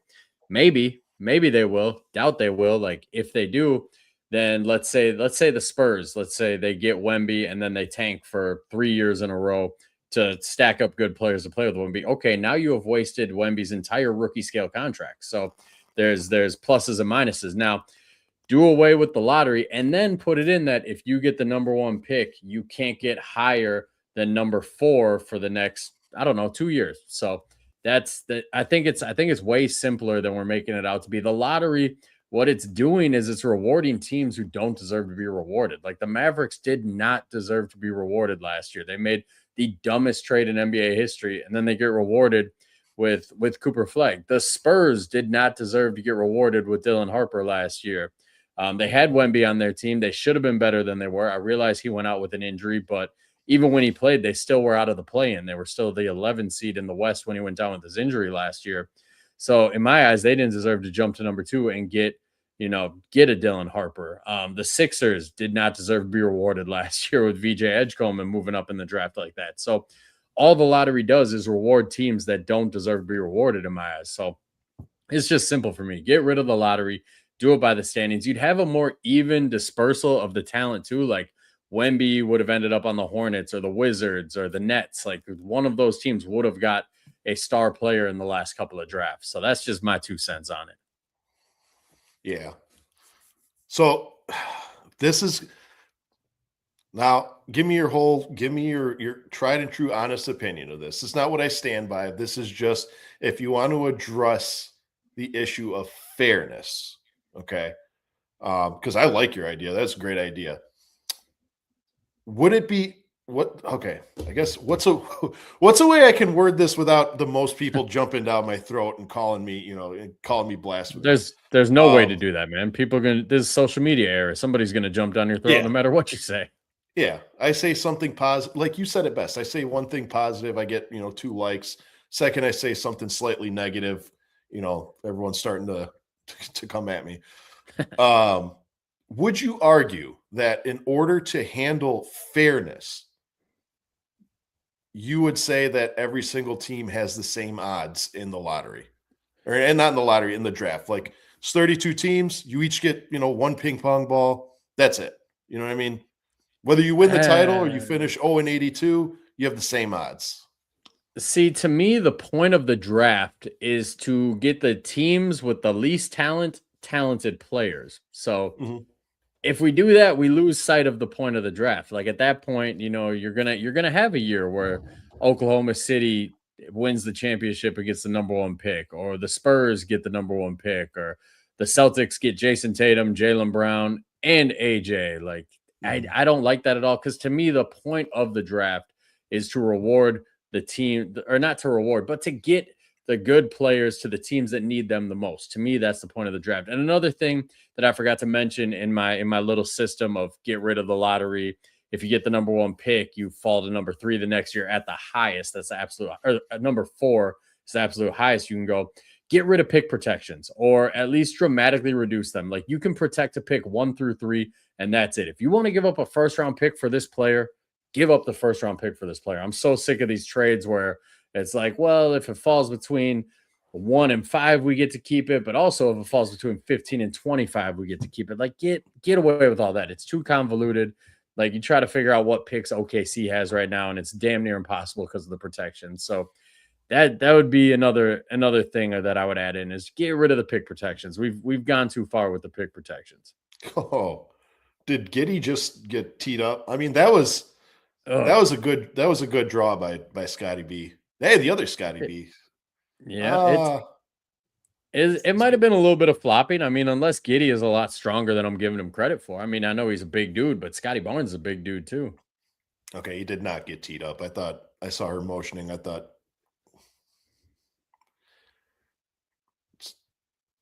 oh man, we missed an offensive foul the other way. Good. Why not the Kareem Abdul-Jabbar? Have you heard of this kid? He's a white kid at Indiana State. His name's like Robbie something. He's like a white guy with goggles, and he plays center for Indiana State, and they call him Kareem Abdul-Jabbar because he's got like he's just got a funny game. He's like one of those classic March Madness dudes. Honestly, like I said, forgive me. Like, this guy's probably a stud, and I'll be honest, I have not watched any college basketball outside of 5 or 6 BYU games, so I don't know the backstory of this guy. Oh man, I just see him on social media every once in a while, and it cracks me up. And then we got, let's see, Scotty someone's going B. to get a steal. JT Toppin. I mean, if it's Obi's brother, does Obi Toppin have 2 brothers? Because I swear he had another little brother that was with the Knicks for a minute too. But I'd be cool with it. Obi Toppin is a freak athlete, so if this is his brother, I'm going to assume this guy's a freak athlete too. So I was a big Obi Toppin fan for Indiana. That's who I wanted in the Patrick Williams draft, man. I wanted Obi Toppin in the Patrick Williams draft. Not saying his career's been as good as I thought it was going to be. I really believed in the guy. I thought he was like a new version of Amari Stoudemire, and he hasn't lived up to that whatsoever. But his career's been way better than Patrick Williams. So basing off of this, there is 3 brothers. He's Jacob Toppin. Jacob Toppin, Obi Toppin, and JT Toppin.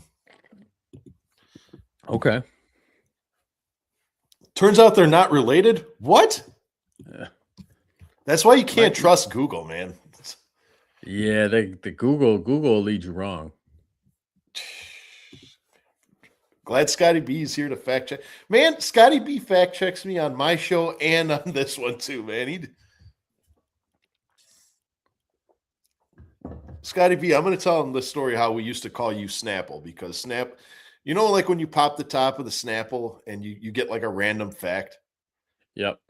At least once a recording with Scotty B, he has some random fact that's like, man, I didn't know that. Sometimes it's not basketball related, and it like it's Snapple.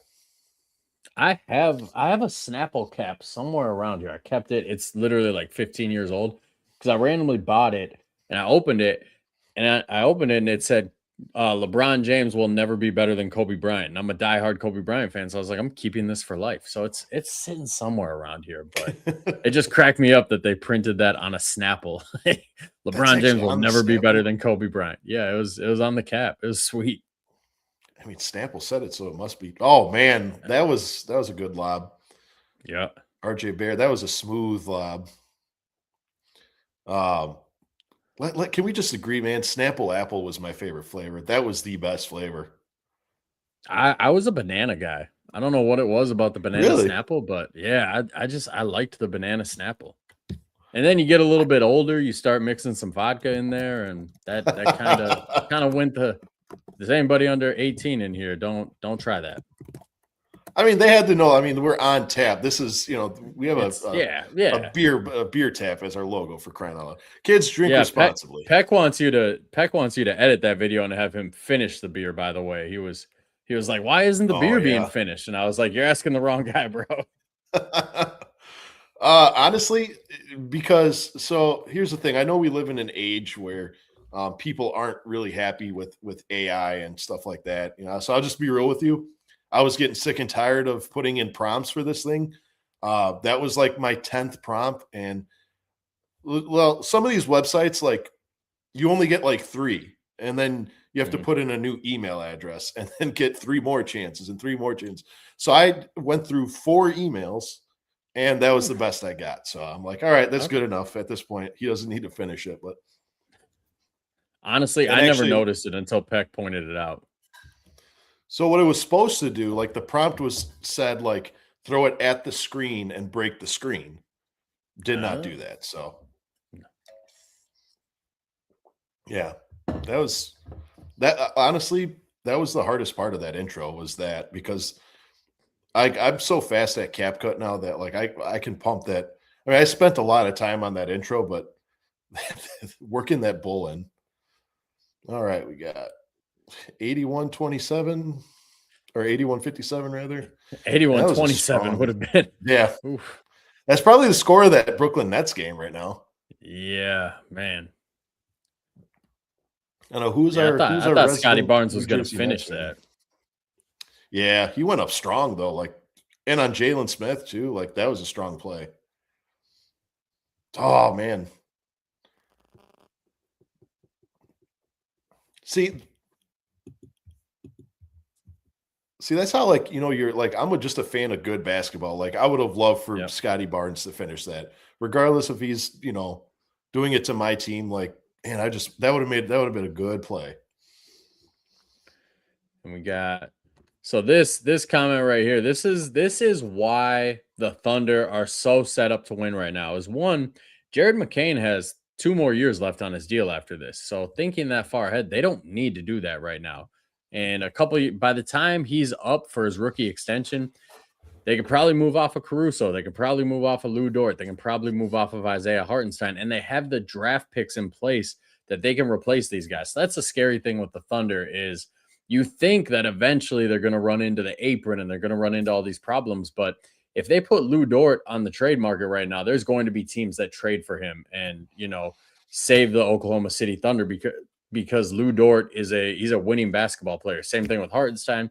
Same thing with Caruso. So they have the ability to just replace these role player guys and pay the ones they want to. If they don't want to pay Jared McCain, that's fine. They got 2 years of him and they're going to be competing for championships for the next 2 years. So that's why Sam Presti is just running laps around every general manager in the league right now. Yeah, man. Like I said, what I wouldn't do to just like, can we borrow him for a year? Like, like just we'll give him back. Like, give him to for like a year. I want to see what he would do with this team. It's like, do you Uh do you ever play 2K at all? oh man, that I used to love 2K, but I had to stop playing. One, because it took up too much of my time, and three is I was starting to make my trades in real life based off of 2K. Yeah. So it's like they did this thing a couple years ago where you can start your franchise mode in any era. So you can start it as Yeah. early as like 1983. And I would do that and I would build up these super teams. Like I'd get like Jordan and Shaq and just like all these teams. But eventually I would just get bored and then I would enter a rebuild and just blow it all up. So for Sam Presti, I'm like, don't you just get bored, bro? Like, can you get bored and just come save the Chicago Bulls for like a year and then go back to being with the Thunder? Yeah, man. While we're on 2K, like that's like quickly becoming my favorite feature because like one of my favorite eras that the Bulls were in um was the mid 2000s. So like I know you could start in the what is it, Magic and Bird, Jordan, Yeah. was it Kobe Yeah. and, So I and believe LeBron? I believe you can start the season before the 84 draft, Jordan and Hakeem. That's the Magic Bird Mhm, era. And then the Jordan era, you're starting the season before the Shaq draft. So that's mhm. 92. The Kobe era, you're starting the season before the LeBron draft. So that's 2002, you're starting in. And then the LeBron era, I think you're starting in 2010 when he went to the Heat. Mhm. Yeah, I would always do the 2003 pick the Mhm. Bulls because I was like Yeah, it was, Jay Williams. Honestly, like this is gonna leave a sour taste in your mouth, but one of my favorite players that the Bulls had that I wish he would have played in to be his like full potential was Eddie Robinson, man. Yeah, I don't. That's you named the rare player I have no thoughts on Eddie Robinson about because I was like 12 when they signed him, and I do remember like the buzz on him, and I saw highlights of him in a Hornets uniform dunking, and then just seeing him play, I was like, this guy kind of sucks. Like, Yeah. just a colossal disappointment. Yeah, he was just more like an energy guy. Like I loved his high flying, like I mean, in the mid 2000s, we had like I should say before we didn't have any, but like who did we have on that team that was like a high flyer before he got there?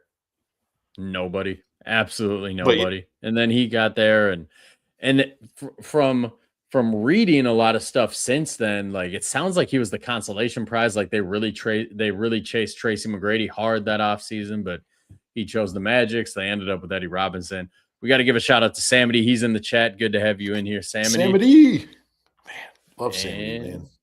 got a LeBron question here. Let you handle that one.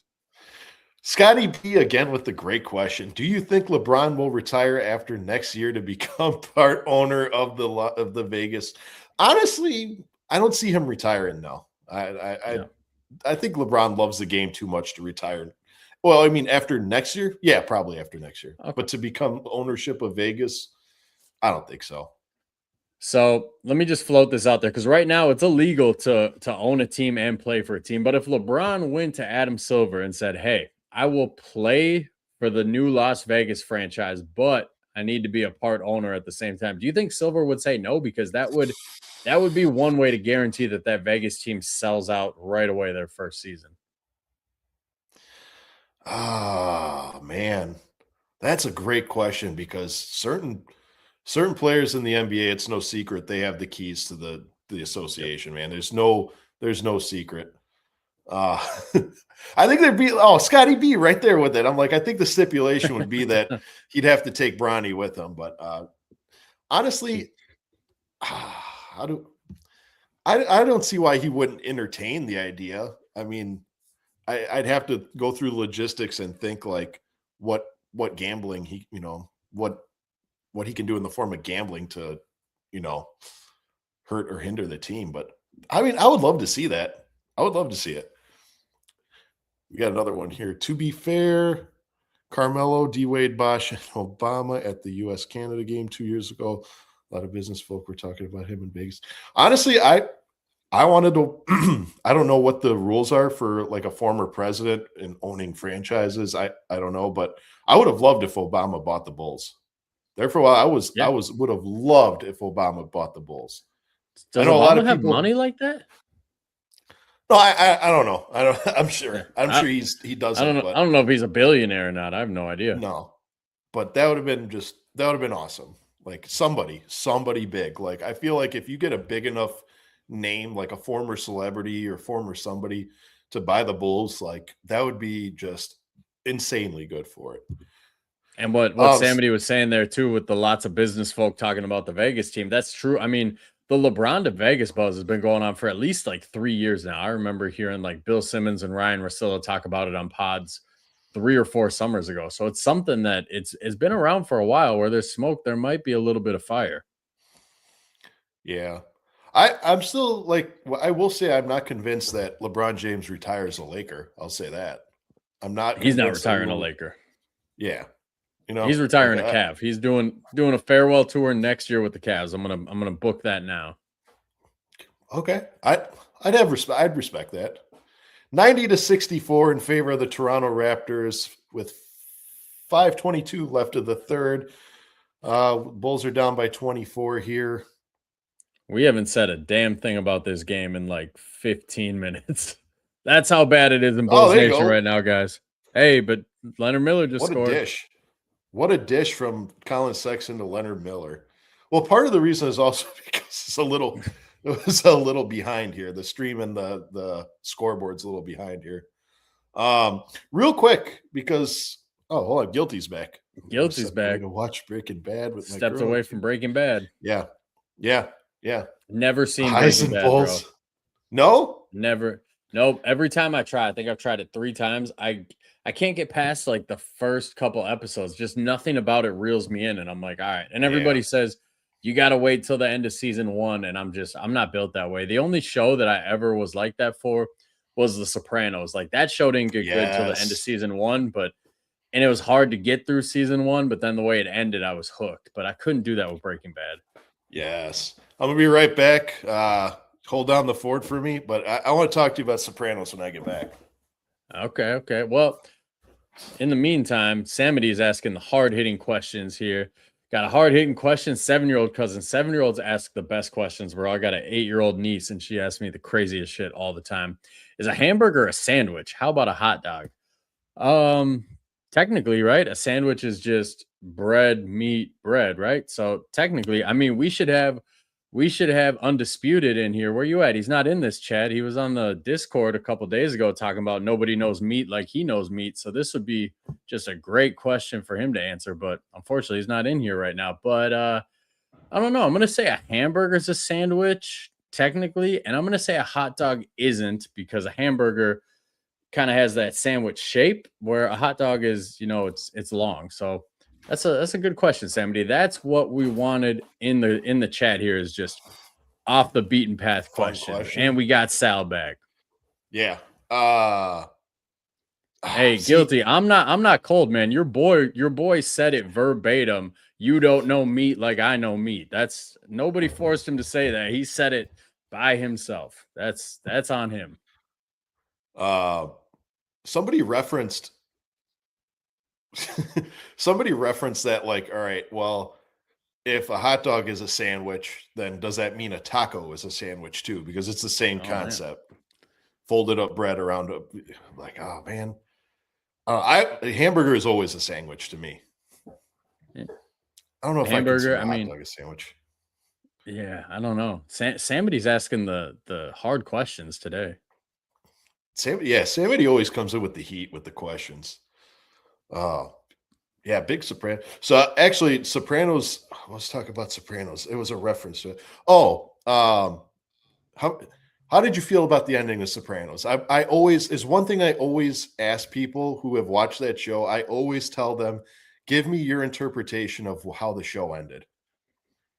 So the first time I watched it, I was like, all right, that's lame. And then every time, I think I've finished The Sopranos 3. Yeah, I've finished it all the way through 3 times now. And I was debating doing another rewatch pretty recently, but I kind of accept it now, but I still don't like it. Like I still feel like they get got. I think the end is Tony kind of realizing that, they're about to get got, and that's him accepting it. What's your interpretation of it?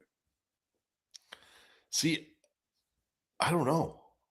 I think he gets taken out. I think there's no other logical way to say is he gets taken out, because I don't want to spoil it if there's anyone in here that has not seen The Sopranos or is watching it currently and has it. Please just stop me. Say stop. I don't want to spoil it, but so I'll give people a few seconds to stop because I don't want to spoil anything. Spoiler alert for a 20-year-old episode is crazy. Yeah. Oh, I know. Just some people just watch shows for to me, I'm what is it? I'm about to be 38 this year. I still have not watched all of The Office. So, I mean, you're not missing much. I mean, to be honest, you're not missing much. Now, if you're telling me you've never watched The Wire all the way through, then I'm going to tell you to hop off this podcast, drop what you're doing, and start binge watching that immediately. Because that, for my money, that's the best TV show of all time. I love The Wire. I need to go. I have not watched The Wire. Dang. Oh man. My God. Oh my God, see man. you guys later. See ya. You're out of here. You got better things to do. Yeah. Bulls are down what? 34 points? Like go watch 24 points. My math was off there, but yeah, go watch The Wire, man. 27 at 4:13 left to play. Oh man. We have Yep. Brandon Ingram just scores whenever he wants to. Like Brandon Whenever Ingram's, he wants. Would you? Here we go. Here's a Bulls question. Would you trade there we Nick go. Claxton for Jalen Smith? Yes. Yes, I would. Yes, absolutely. Yes, without question. Yep. I like Nick Claxton. That contract's a little long, but hey, the Bulls are. It's not like the Bulls are competing for anything anytime soon, so they don't really need to worry about taking on long-term money. Yeah. Well, how much does Claxton make? I didn't know. I didn't see his salary.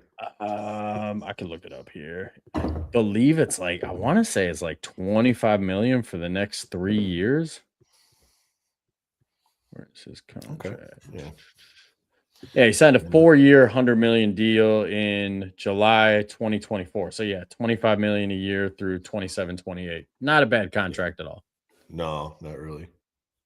See, guilty. That's why I stopped, because I know there's people who still watch that. So I guess guilty is about to show his girl The Sopranos for the first time. See, that's why I had to stop. I had to stop. You gotta hold on to that one, guilty, because I know my wife well enough. She would not make it through The Sopranos. I know her attention span. She's told me she wants to watch The Godfather before, and I'm like, baby, I love you, but you're not making it through The Godfather. Like I got her to watch Scarface, and that's how I knew she wasn't gonna make it through The Godfather, because she fell asleep during Scarface. And I was like, if you fall asleep during Scarface, you're not gonna have the attention span for The Godfather. There's a lot going on in that movie. Oh man, Godfather is probably a top 5 movie for me of all time, easily. Is it a hot take to say I like Godfather 2 more than Godfather 1? Is that considered a hot take? No. Honestly, there's a lot of people that like the sequel over. Like it's a hot take if you say that the third one was better than any of them, but because I think that's unanimous. That one was just awful. Yep. But the second one, second one was really good. I really liked the second one. I don't know, just something about the first one, because like my family's from where the Corleones were from in the show. Like we're not that far away from there. Like that island, Corleone is like half hour from where my parents grew up. So like one summer I actually did go back to Italy, and I saw the place that they filmed that movie in, and turns out like they're really invested in that movie. Like their number one form of sales and revenue is just banking off of that movie. Like just everything tourism? Tourism. Yeah, 100%. Oh, man. So, but it's still a good sight to see. The town's a lot smaller than I thought. That would be so cool. Yeah, seeing that in person would be so cool. Yeah, I mean, like I said, it's weird because since like I had vacation there for a while, it just looked like the rest of the country. You know what I mean? Like it just looked just like my parents, place that they were born from. So Modest hoists up a 3 and miss. We have a 101-70 basketball game. Casey Johnson, I'm sure 31 points. Casey Johnson, I'm sure has initiated his 30-point deficit tweet. Yabu threw it off Trey Jones' shoe. Solid work. Solid work. Are you still as high on Yabu as you were? Oh man, I love Yabu. I called him the tank commander, and people got mad at me, but I don't know. I mean, at the end of the day, man, we just looking for that. I mean, every fan's just looking for that one guy that they love, man. Like I think it's just because how hard Yabu came out of the gates, man. And to give up, just Dalen Terry. I don't want to say just Dalen Terry, but giving up Dalen Terry, and who saw minimal minutes, and we got Yabu, who saw some starting time, can hit the outside shot, is kind of a presence down low. Like, is he elite? No, but is he holding his own on this roster? Yeah, it's pretty fun. Man, wow. just threw it down on us. I'm not going to try to pronounce his name, but I just call him Mamu. I got to take a stab at saying this. That was that Shaq meme that I'm sorry I was not familiar with your game. I didn't know he could do that. That was nuts. Mamu Kalashvili. God bless. That's got to be somewhat accurate. And then Patrick Williams does Patrick Williams things. You gotta love Modest sticking through that play right there. Yeah. Who did he have on the floor there? Was that Jacoby Walter? I think it was. Yeah. Oh, they're just finding the inside way too easy. It's story of the Bulls this year. Just no resistance to teams going to the rim. Yeah.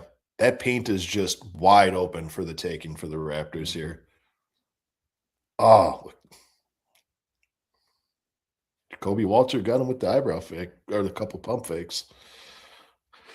Oh, 32 106 to 106 to 74 with 31.5 left in the third.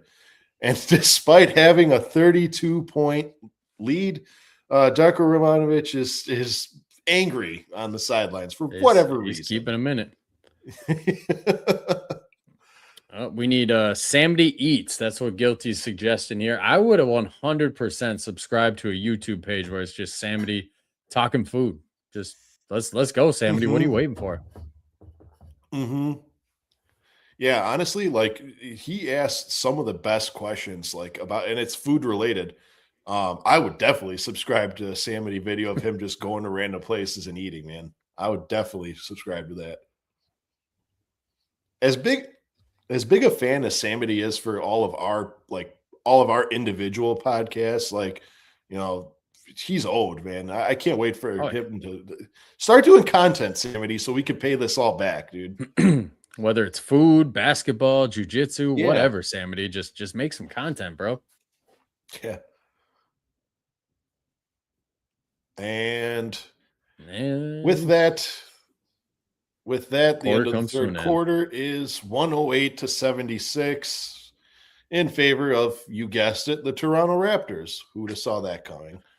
32. It's a rough night in Chicago. The Bulls ended that third quarter with, trying to find it's not a box score, but okay. The Bulls ended that frame with 31 points to the Toronto Raptors 36. So far in this game, Josh Giddey is 9 points, 0 rebounds, 3 assists. He's shooting 4 for 13, 1 for 8 from 3. He has 3 turnovers and a a team worst negative 30 plus minus. This is not a strong game for our boy Josh Giddey tonight.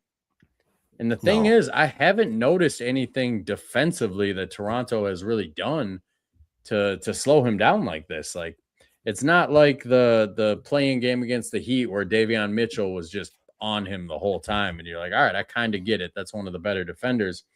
Like, the Raptors aren't really sticking Scotty Barnes on him. They're kind of guarding him straight up. It's mostly been RJ Barrett tonight. It's kind of weird. It's kind of weird, especially the 0 rebounds. You don't see that from Josh Giddey. Well, here's the reason why. our the boy, parlay, yep, he's got him on the parlay. That's usually what happens. Yep. I'm looking at the plus minuses here for the Bulls, and it's some pretty lousy numbers here. Minus 30 to Giddey, minus 23 to Buzelis, Patrick Williams minus 22, 17 to Richards, 12 to Yabusele, 14 to Colin Sexton, and really the best plus minuses are Leonard Miller and Jalen Smith, accordingly with minus 9. I think this was just a game of momentum, man. I don't think the Bulls had what it takes to keep up with the momentum of the Toronto Raptors. Especially they basically gave the lane away tonight. I mean, how many points in the paint do they have? I'd love to see points in the paint, 46 to 36, but they're just getting to the paint at will. You know what I mean? The crazy thing is they've only given up 4 offensive rebounds. It feels like a lot more in this game. Maybe that's just because the Raptors are living in the paint this game, but yeah, it's another high turnover game. They got 14 turnovers. Giddey has 3, Jones has 3, Jalen Smith has 3. Like, it's just another high turnover game. My question is, being that the Raptors are up by 32, do you think we're going to see Bulls legend Garrett Temple get some run at any point in this fourth quarter here? I hope so, man. I'm hoping, like, I'm watching this now, like, and silly me, I always say, like, I'm always watching for the win. I always want them to play their hardest, but I'm hoping we get to see, some Yuki Mania, some Lachlan Olbrich, I want to see them get their minutes, but Be cool to see Garrett Temple, man. I forgot he played It's for us. It's crazy he's still in the NBA because he was on our team for that 2020, 2021 year. And his role was what we were discussing earlier, that locker room veteran. He didn't really play. Mhm. He was just the old guy to show the young guys the way. So now, 5 years later, he's still playing that role in Toronto. He's been in Toronto ever since, I believe. So Yeah. shout out to Garrett Temple, just finding a way to still show value, just being a locker room guy and still getting that paycheck at the end of the day. That Rob Dillingham roll to the cup was really nice. That was It really was nice. nice. And then Yeah. the Raptors came back with Scotty Barnes in the post with the mismatch. Yep. Yeah, Started- that's an example of Scotty Barnes just being too big. I mean, Buzelis tries to come over, second too late, but yeah, if there's a switch and they get, I think he had Sexton on him there, or no, maybe it was Dillingham, but yeah, but that's free cheese every time. yeah. I'm sorry. There was just, if you guys are watching the game, there's a shot of Billy Donovan just walking away, scratching his head, and you could just feel the frustration of, I don't know what the heck to do. We're, I've always wondered, like, what do you do as a coach in that situation? Like, there's no pep talk you can give. It's just, Right. all right, guys, it's not our night. Just go have fun, I guess, Yeah. We're losing by almost 40. Just don't lose by 50. How about that? Like, that'll be the Yep. win. Scotty B says the Raptors don't need to get offensive rebounds. Yep. They are shooting 60% from the field. Yeah, it's obnoxious. It's Darko to any G League player in the roster if they played a G League game early as well. Suit up, you're playing for 10 minutes. The fact of the matter is, like, the man's still pissed off on the sideline. Man, bro's got a 34-point lead, and he's still angry as hell on the sidelines. Yeah, you would That think shows you he's the good one coaching. down 34. Yeah, he's definitely one of the better coaches in the NBA. You can see the system he's running this year with Toronto. It's definitely paying off. So they're a well-coached team. They're a deep team too. That's the other thing, is there hasn't been a drop-off when their starters aren't on the court. Like when Ingram rests or Barrett rests or Barnes rests, there's no drop-off. It's another team. It's not as good as OKC, but similar to OKC, where it's just everybody knows their role. They play within the system and they play hard. They're a good team. Yeah.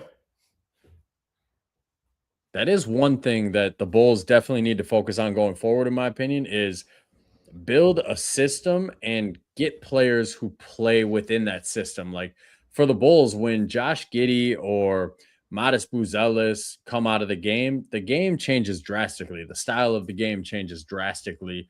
The system totally changes and breaks down. Where you watch the Thunder, it doesn't matter who misses time. If SGA is out, they still play the same way. It's just not going through SGA. Obviously, it's going through the rest of the team. But they need to build a system and then get players that fit that system and will adhere to that system. Yep. Got a rough schedule coming up. We got the Cavs tomorrow. Wow. I'll actually be hopping on a Cavaliers podcast tomorrow across the Cavs. Asked me to come on. Yeah, do a little pregame bit with them. So that'll be fun. Yeah. Then we got the Rockets, the Sixers, the Thunder, and the Grizzlies. Man, we got to play the Grizzlies again. That was like, we won. It was a fun game to watch, but just that Grizzlies team was so bad. Like, I watch a lot of basketball. They were playing dudes I've never heard of before. Yeah. It was fun to see like statement game for Yuki coming back with his former team. Like, my man balled out for that game. But yeah, tough schedule. Those are the games to me that are tough to watch, is when I'm out there. Like the Wizards. When I watch the Wizards, I'm like, I watch a lot of basketball. I haven't heard of half of these guys before. Like this time of year, that's when it gets hard to watch. Watching the Bulls, not that hard to watch. Like, people will say, how do you watch the Bulls every night? One, I like the Bulls, so I'm just going to watch them no matter what. But at least they're not playing dudes I've never heard of. Like everybody on the roster, even Leonard Miller, I had heard of him. He was a prospect coming out of the draft. He was a high second-round pick who people thought had upside. Nick Richards, I'd heard of him. Like, they have players I've heard of. Yeah. And also, like, not to segue that, but like, how can you watch the Bulls? And there's a lot of fun talent on our team still. Just because we're losing basketball games doesn't mean that the talent isn't there. We could be watching a game and for no apparent reason, whatsoever, Modest Buzelis just throws down a dunk that almost brings down, the entire backboard, or he's knocking down 7 threes in a game, or there's other stuff that goes around too. Like there's other exciting things that happen.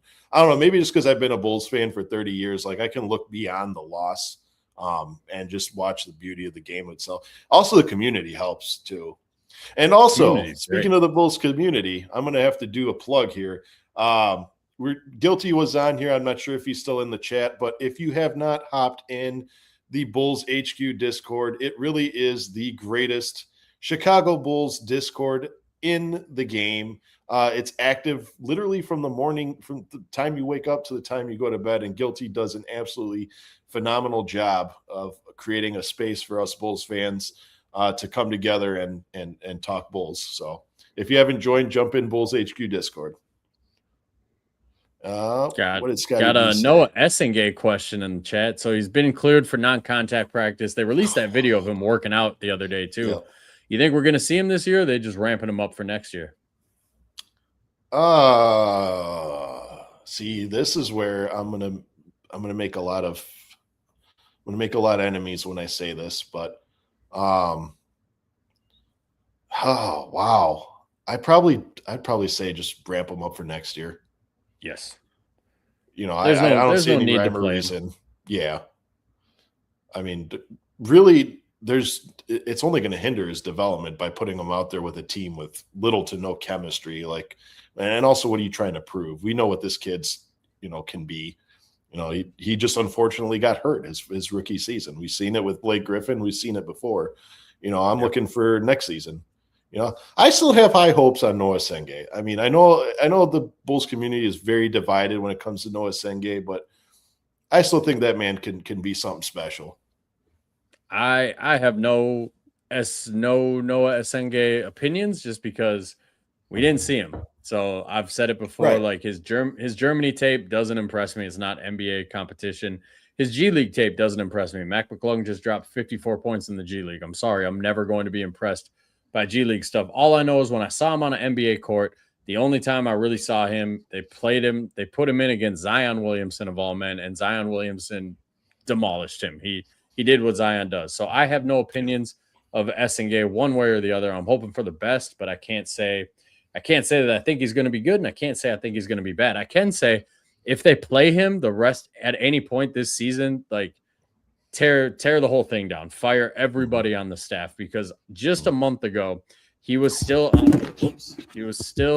on his full shoulder brace. Like he still had that big brace on. They took that off like less than a month ago, which means that for the past 4 months he hasn't been able to work out and strengthen his body. So there's no way his body is ready for the contact of the NBA right now, being out of that brace for 3 or 4 weeks or whatever it is. So ramp him up for next year. Do not play him this year. I don't think they're even thinking of playing him this year, but sounds like he's going to play in the summer league, so we should get to see him fairly soon. Yeah, and hopefully he's playing alongside newly acquired rookie AJ DeBanza for the Chicago. I'm buying his jersey.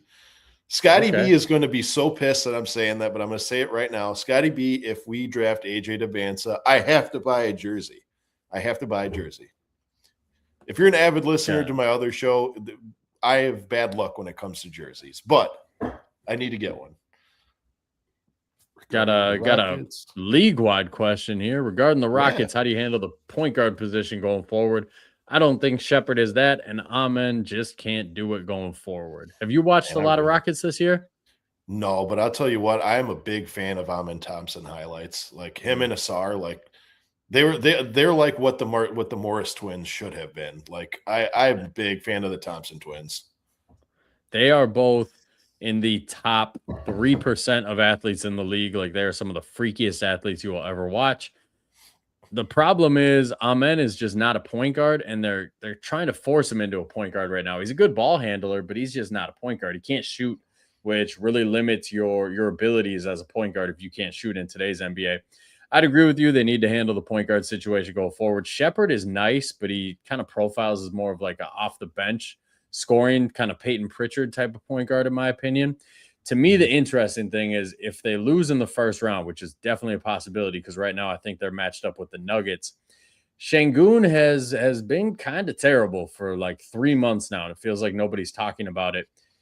Do they do something crazy? Do they put Shangoon on the trade block? And then what does that trade market look like? Because Shangoon is a player where if he's going to be effective, you got to run everything through him. And then that brings to question like, how do you build a roster around a player like Shangoon that you got to run everything through?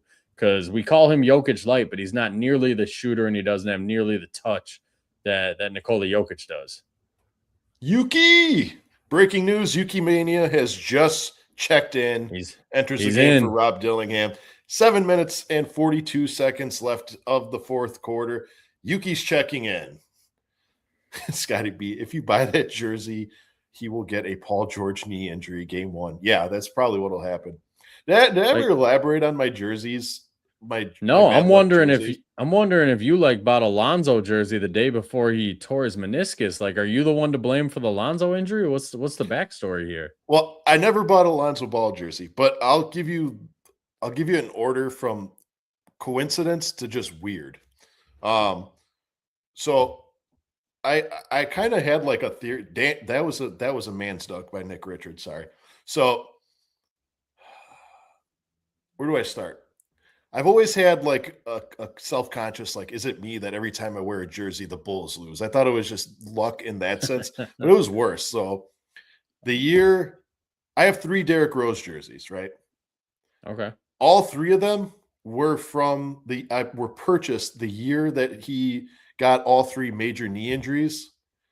The weird part is they're all the same color jersey that he was wearing when he got injured. I had bought a white Derrick Rose jersey when he tore his ACL, a black jersey, and what's the other one I have? But all 3 were sustained from when he had his major knee injuries. My dad bought me a Jamal Crawford #1 jersey when Jamal Crawford was on the team because I was a big fan of his. So he goes to the stadium, buys the jersey, gives it to me. I wear it for a game. That just so happens to be the game that Jamal Crawford goes up for a dunk, falls on his neck, and gets stretchered off the court. This is 100% honest. Jesus. Luol Deng, I got his jersey, and he was traded a week later. Devin Hester, I don't know if I know you said you're a casual Bears fan. I loved the Bears back in that day. Devin Hester is like my favorite football player of all time. So I bought a jersey from Devin Hester. Again, coincidence. Bought his jersey after the day after he had returned a kick. I forgot which one it was. After I bought his jersey, never returned another kickoff for the Bears again. Brandon Marshall was traded that season. You might be cursed. Like I might have to enact what I call the Ben Roethlisberger or Deshaun Watson rule for you, where like one time, maybe coincidence, maybe they're lying, 2 times, and then when you get up, 3, 4, 5, however many accusers those guys had, then you're like, where there's smoke, there's fire. So you just gave me like 7 examples of you cursing somebody because you purchased their jersey. He might have a point. You might need to stay far away from getting an AJ jersey. I mean, I don't know, man. You couldn't have bought a Nikola Vucevic jersey at any point in the last 4 years? I mean, I did. I bought it for my oldest. My oldest has a Nikola Vucevic jersey signed by DeMar DeRozan and was it Chris Fleming? Our assistant coach. I'm drawing a blank. Oh, yeah, Chris Fleming. Yep. The one who got choked, yeah. So apparently my son looked at him and said that I got you in a fight with John Collins, and I guess he like, all right, let me sign your shirt there. Oh yeah, that's right. I got that Kobe White Sub-Zero jersey, and then the next game, Pascal Siakam injures him. Oof. Yeah. There's where there's smoke, there's fire, bro. Yeah. So unfortunately, jerseys are out of the question for me. And the wife and me were seriously debating going to a Windy City Bulls game because they were giving out a reversible Yuki Kawamura jersey, and we were really high on that, but we didn't end up going. I'll just say that. All right, 125-93. go figure, in favor of the bad guys. 5:40 left to play of the fourth. Hey, Bobby Dills, corner 3. Bobby D. Yeah, there you go. Best Ooh, non-Bulls jersey you wished you got. Honestly, this is going to be a deep cut for some people. Okay.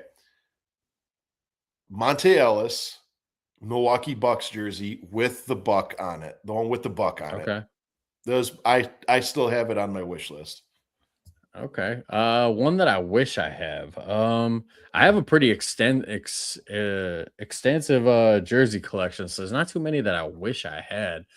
Tracy McGrady Magic jersey. I guess that would probably be number one on the ones that I don't own. I loved T-Mac growing up. I have a Penny Hardaway Magic jersey. That's probably my favorite non-Bulls jersey that I got. So yeah, T-Mac with the Magic. I don't want T-Mac with the Raptors. I don't want T-Mac with the Rockets. Give me that Orlando Magic peak Tracy McGrady.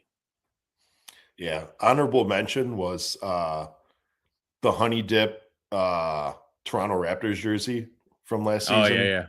yeah. That was insane. That was a sick jersey. That was probably one of the best jerseys I've ever seen. Being that you were a Sonics fan, do you have like the old school Sonics jersey? You got one of those? I have a Sean Kemp number 40. Yeah. Oh man, I love those jerseys. But honestly, I'm one of those rare fans that I didn't mind the mid 90s like Space Needle where was it where they went forest green and burgundy. Like I didn't mind those. Like were they the best? Played no. they had those when they in? played the Bulls in the finals. Yep. Yeah, those were cool. It's just the originals were so much better. Like to this day, like I'm hoping if they do bring back the Sonics, like they have a logo similar to their old one. Obviously not carbon copy, but like I don't know. I just loved everything about that team. You know, I want to say Gary Payton and Sean Kemp were probably one of the best lob duos in NBA history. I think they're number one. I think it's like you got them, you got Shaq and Penny, and Jason Kidd Chris and Paul and Jason. Yeah, you got Jason Kidd and Kenyon Martin, Steve Nash, and Amari Stoudemire. Like, they got to be. Yeah, I'm putting GP in the Rain Man number one for sure. That was a bad team, man. How many I say this a lot, but like how many teams were like spoiled because MJ took a ring from them? Like that Sonics team was a bad team. That was a good team. I went on like a deep dive over the summer because somebody was saying some crazy MJ slander about how all the teams back then sucked.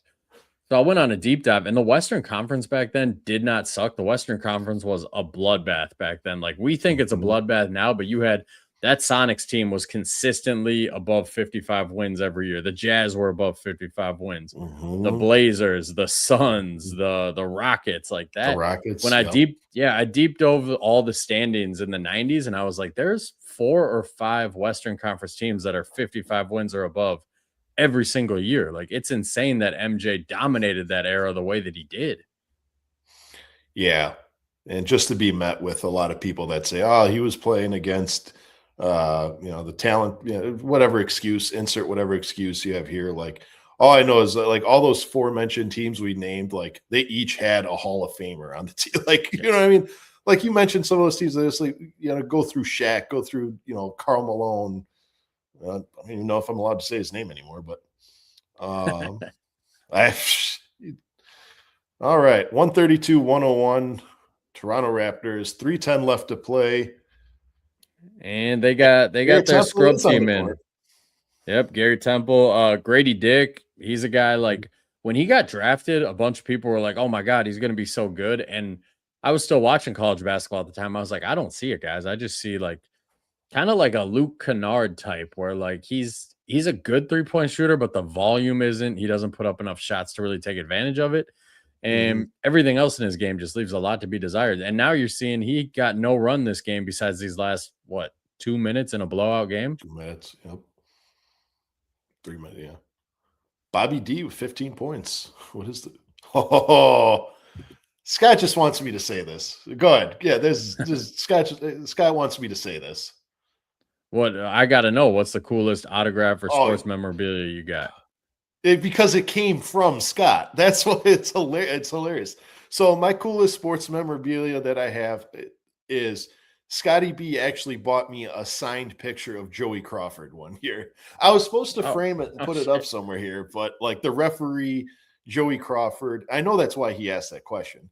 Um, and he's like pointing at Tim Duncan, and it's signed by Joey Crawford because he's like, I'm going to buy you some. I'm going to buy you what is it? I'm going to get you a Crawford autograph. And I'm like, I thought he was talking about my boy Jamal Crawford, like, because that was one of my favorite Bulls of all time.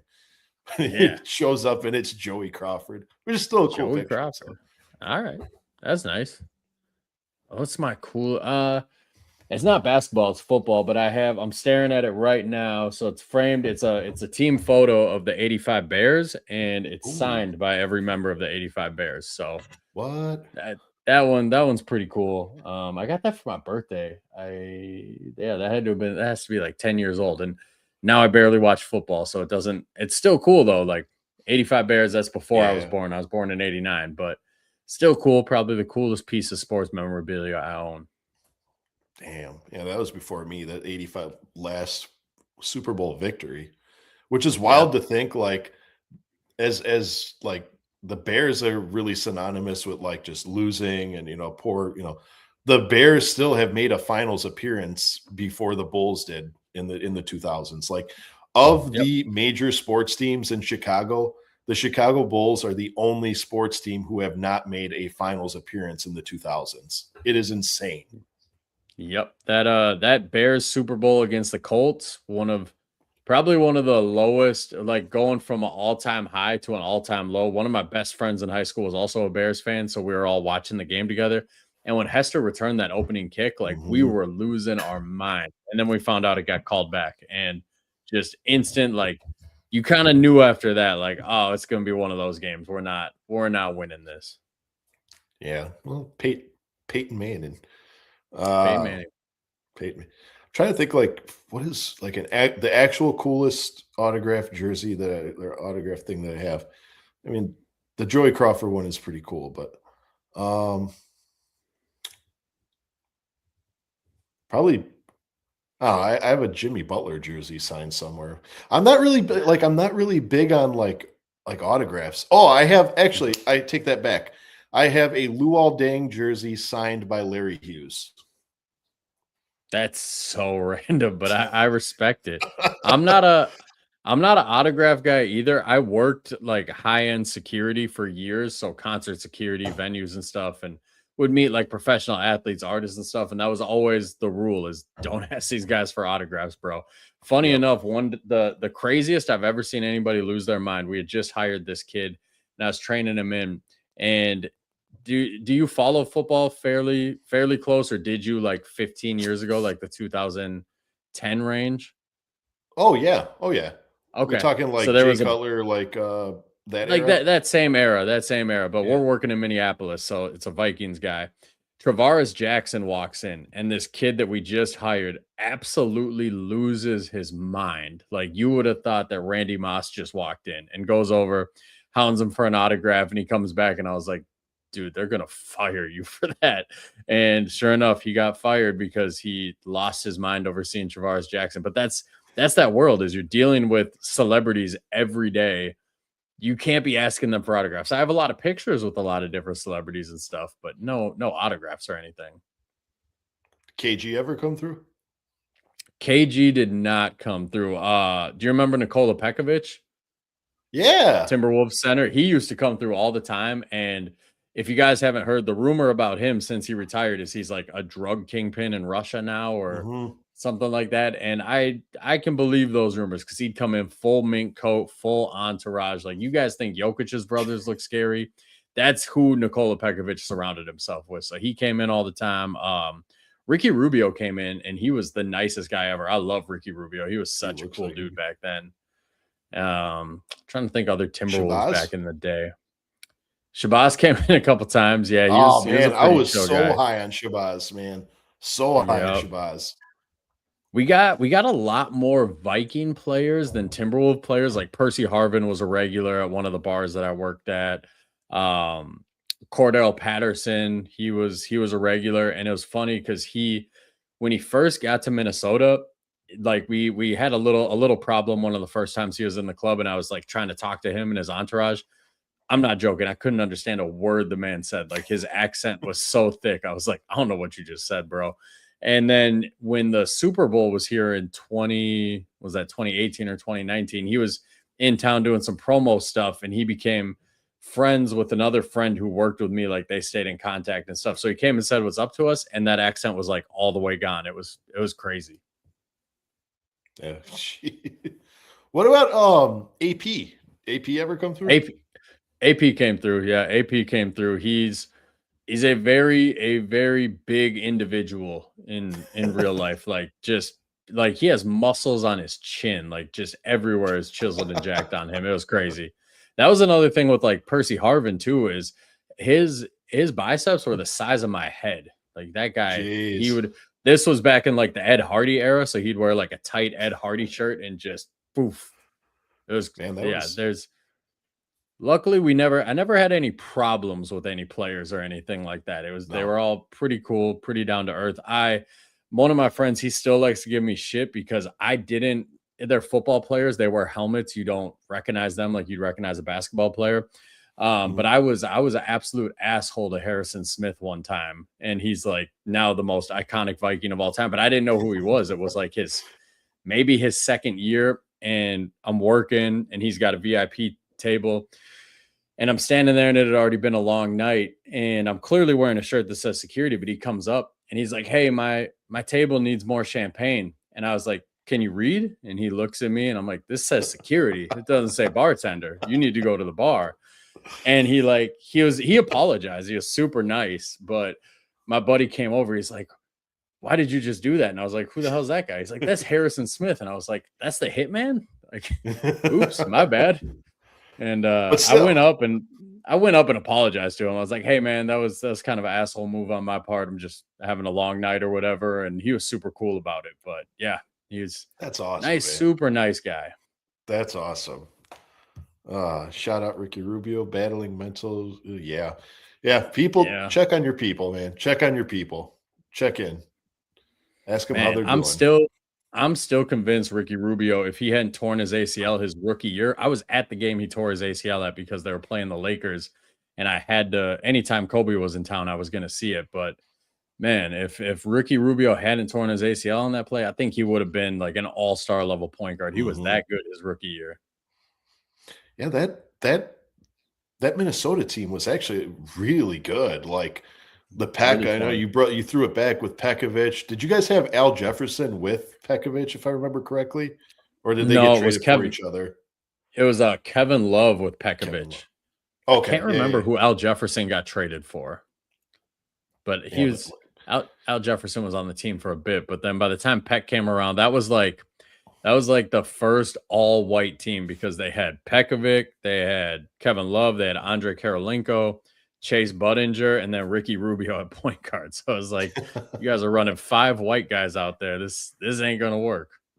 uh and speaking of not working, that is going to be the buzzer on the Bulls game. We have here 139 to 109 defeat. Yeah, well, there's not much good that we could say. It was just wall to wall. This is it. I mean, how well That did was the it. Bulls game went? Well, we spent 2 hours and 22 minutes talking about the Sopranos and jerseys here. Like, Yep. you know, Got some throwback Minnesota Timberwolves talk in. mhm, The graphic on the game just showed this is the Raptors' first time sweeping the Bulls in a season series since the 1920 years. So mhm, that shows. I mean, these teams are they're two franchises headed in opposite directions. The mhm. Raptors, they kind of have their squad right now. They seem to be getting better every year, and the Bulls are. We don't really know what the direction is right now. Yeah, and honestly, like some of those stats, man, I take with a grain of salt, man. Like the other day when there was like, oh, it was the worst franchise or the worst month in franchise history, the 11 straight losses. Like, yeah, and I take that with a grain of salt because like we made so many trades. That team, it was clearly not the mentality post what is it, a post trade deadline to push for a playoff berth. So I'm not surprised. Like some of those stats, like yeah, the Toronto Raptors swept the Bulls for the first time in franchise history. Big whoop. Like, you know what I mean? Like who's Yeah. really trying? Like, you know what I mean? I don't know. Some of those stats I think they're there for like rage bait. Yeah. I could see that. So Rough game tonight, but I mean, we had fun. Shout out to everybody I who had a was in lot the of fun. chat who kept it fun. Like at one point, I was watching the game, but I was more paying attention to the chat, paying attention to what we were talking about. Mhm. And I swear it went from like a 4-point game to like a 30-point game as soon as I blinked my eyes. I was like, wait, when did we get down by 30? Yeah. But it shows you how different it is when you're watching on mute like this. Like it's a totally different experience watching on mute rather than having Stacy and Adam, giving you the play by play and everything. So Yeah. this was a lot of fun. This was fun. Yeah. Chat, thanks for tuning in. If you'd like to see more of this, we'd be happy to watch the game. Hopefully we have better games to report Better on. games. Yeah. Again, I'm going to repeat myself. If you like what you saw, please go ahead and subscribe to Bulls on Tap Sport Network. Like this video, share it with your friends. Huge thank you to the On Tap crew for allowing Justin and myself to take the reins of this and address you guys. And I'm really appreciative of how much free will they've given us to do literally whatever we want with an already established podcast. I mean, Justin's reached out to so many great guests that it really is incredible. We're so happy that we could be a part of it. And actually, man, Justin, while we're here, dude, this shout out to you, bro, because as many of you know, like I run a busy schedule. I have another show, I haven't made the last 2 episodes, and you literally didn't miss a beat. You've been out there grinding, getting some top tier guests, keeping this show going, like upgrading your gear, man. Like you really have been holding down the fort, and I'm really happy. Like it really makes me like it pumps me up to know like I got a good co-host who's got my back for this thing, man. Appreciate you. Yeah, appreciate you saying it, man. It's I think I've said it before. I don't half-ass anything I do. If I'm gonna do something, I'm gonna really dive into it. So when we got this opportunity, I told Matt and Big Dave on that pod the other day, like when we got this opportunity, I was watching a bunch of their podcasts and seeing kind of how they do it. And because I really respect those guys, I think they have one of the better products out there right now. And upgrading the gear and everything, just wanted it to look as professional as possible. And now just trying to get cool guests lined up because my thing is like it never hurts to ask. Like the worst that somebody's gonna say is no. So I'm gonna keep asking it. If you guys are following me on Twitter and you're getting sick of me tweeting at people asking them to come on the show, press that unfollow button because I'm not gonna stop anytime soon. Yeah, and what's weird is like you're asking people and they're saying yes. So like there's literally Yep. nothing to be. I mean, we've had, Matt and Big Dave, Joe Lorenzi. I mean, Joey Crawley even responded back to you. I think he said something Yep. along the lines of maybe not during the season, but afterwards. Yep.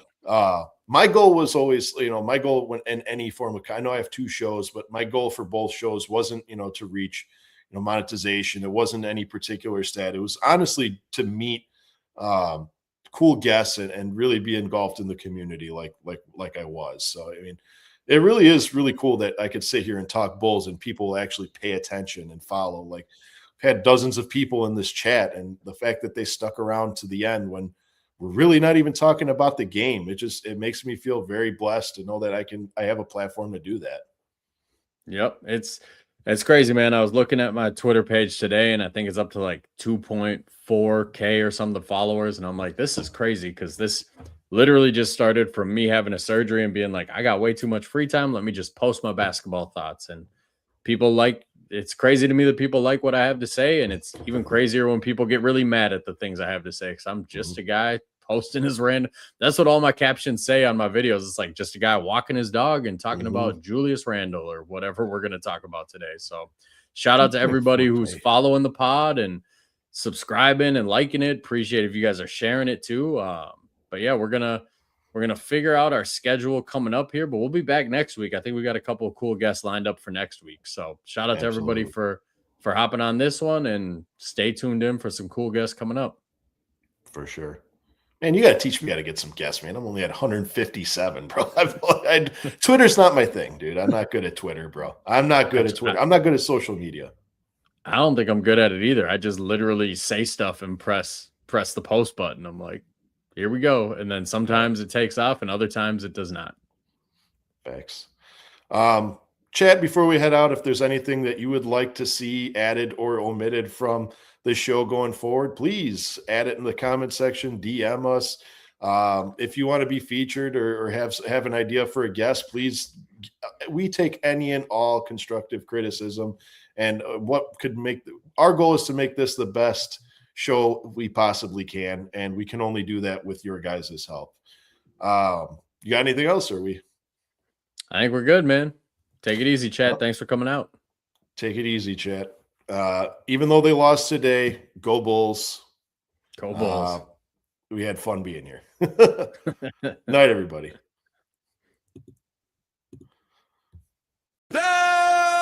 Sal Best. Live when the mic snap. Justin. In the cut, bring the fight back. Windy City Talk, turn it down. That's that. Welcome to the show. It's Bulls on tap. Bulls on tap, pull it up, press play. Chi-Town Talk, we can run it all day. From the tip-off buzz to the post-game rap.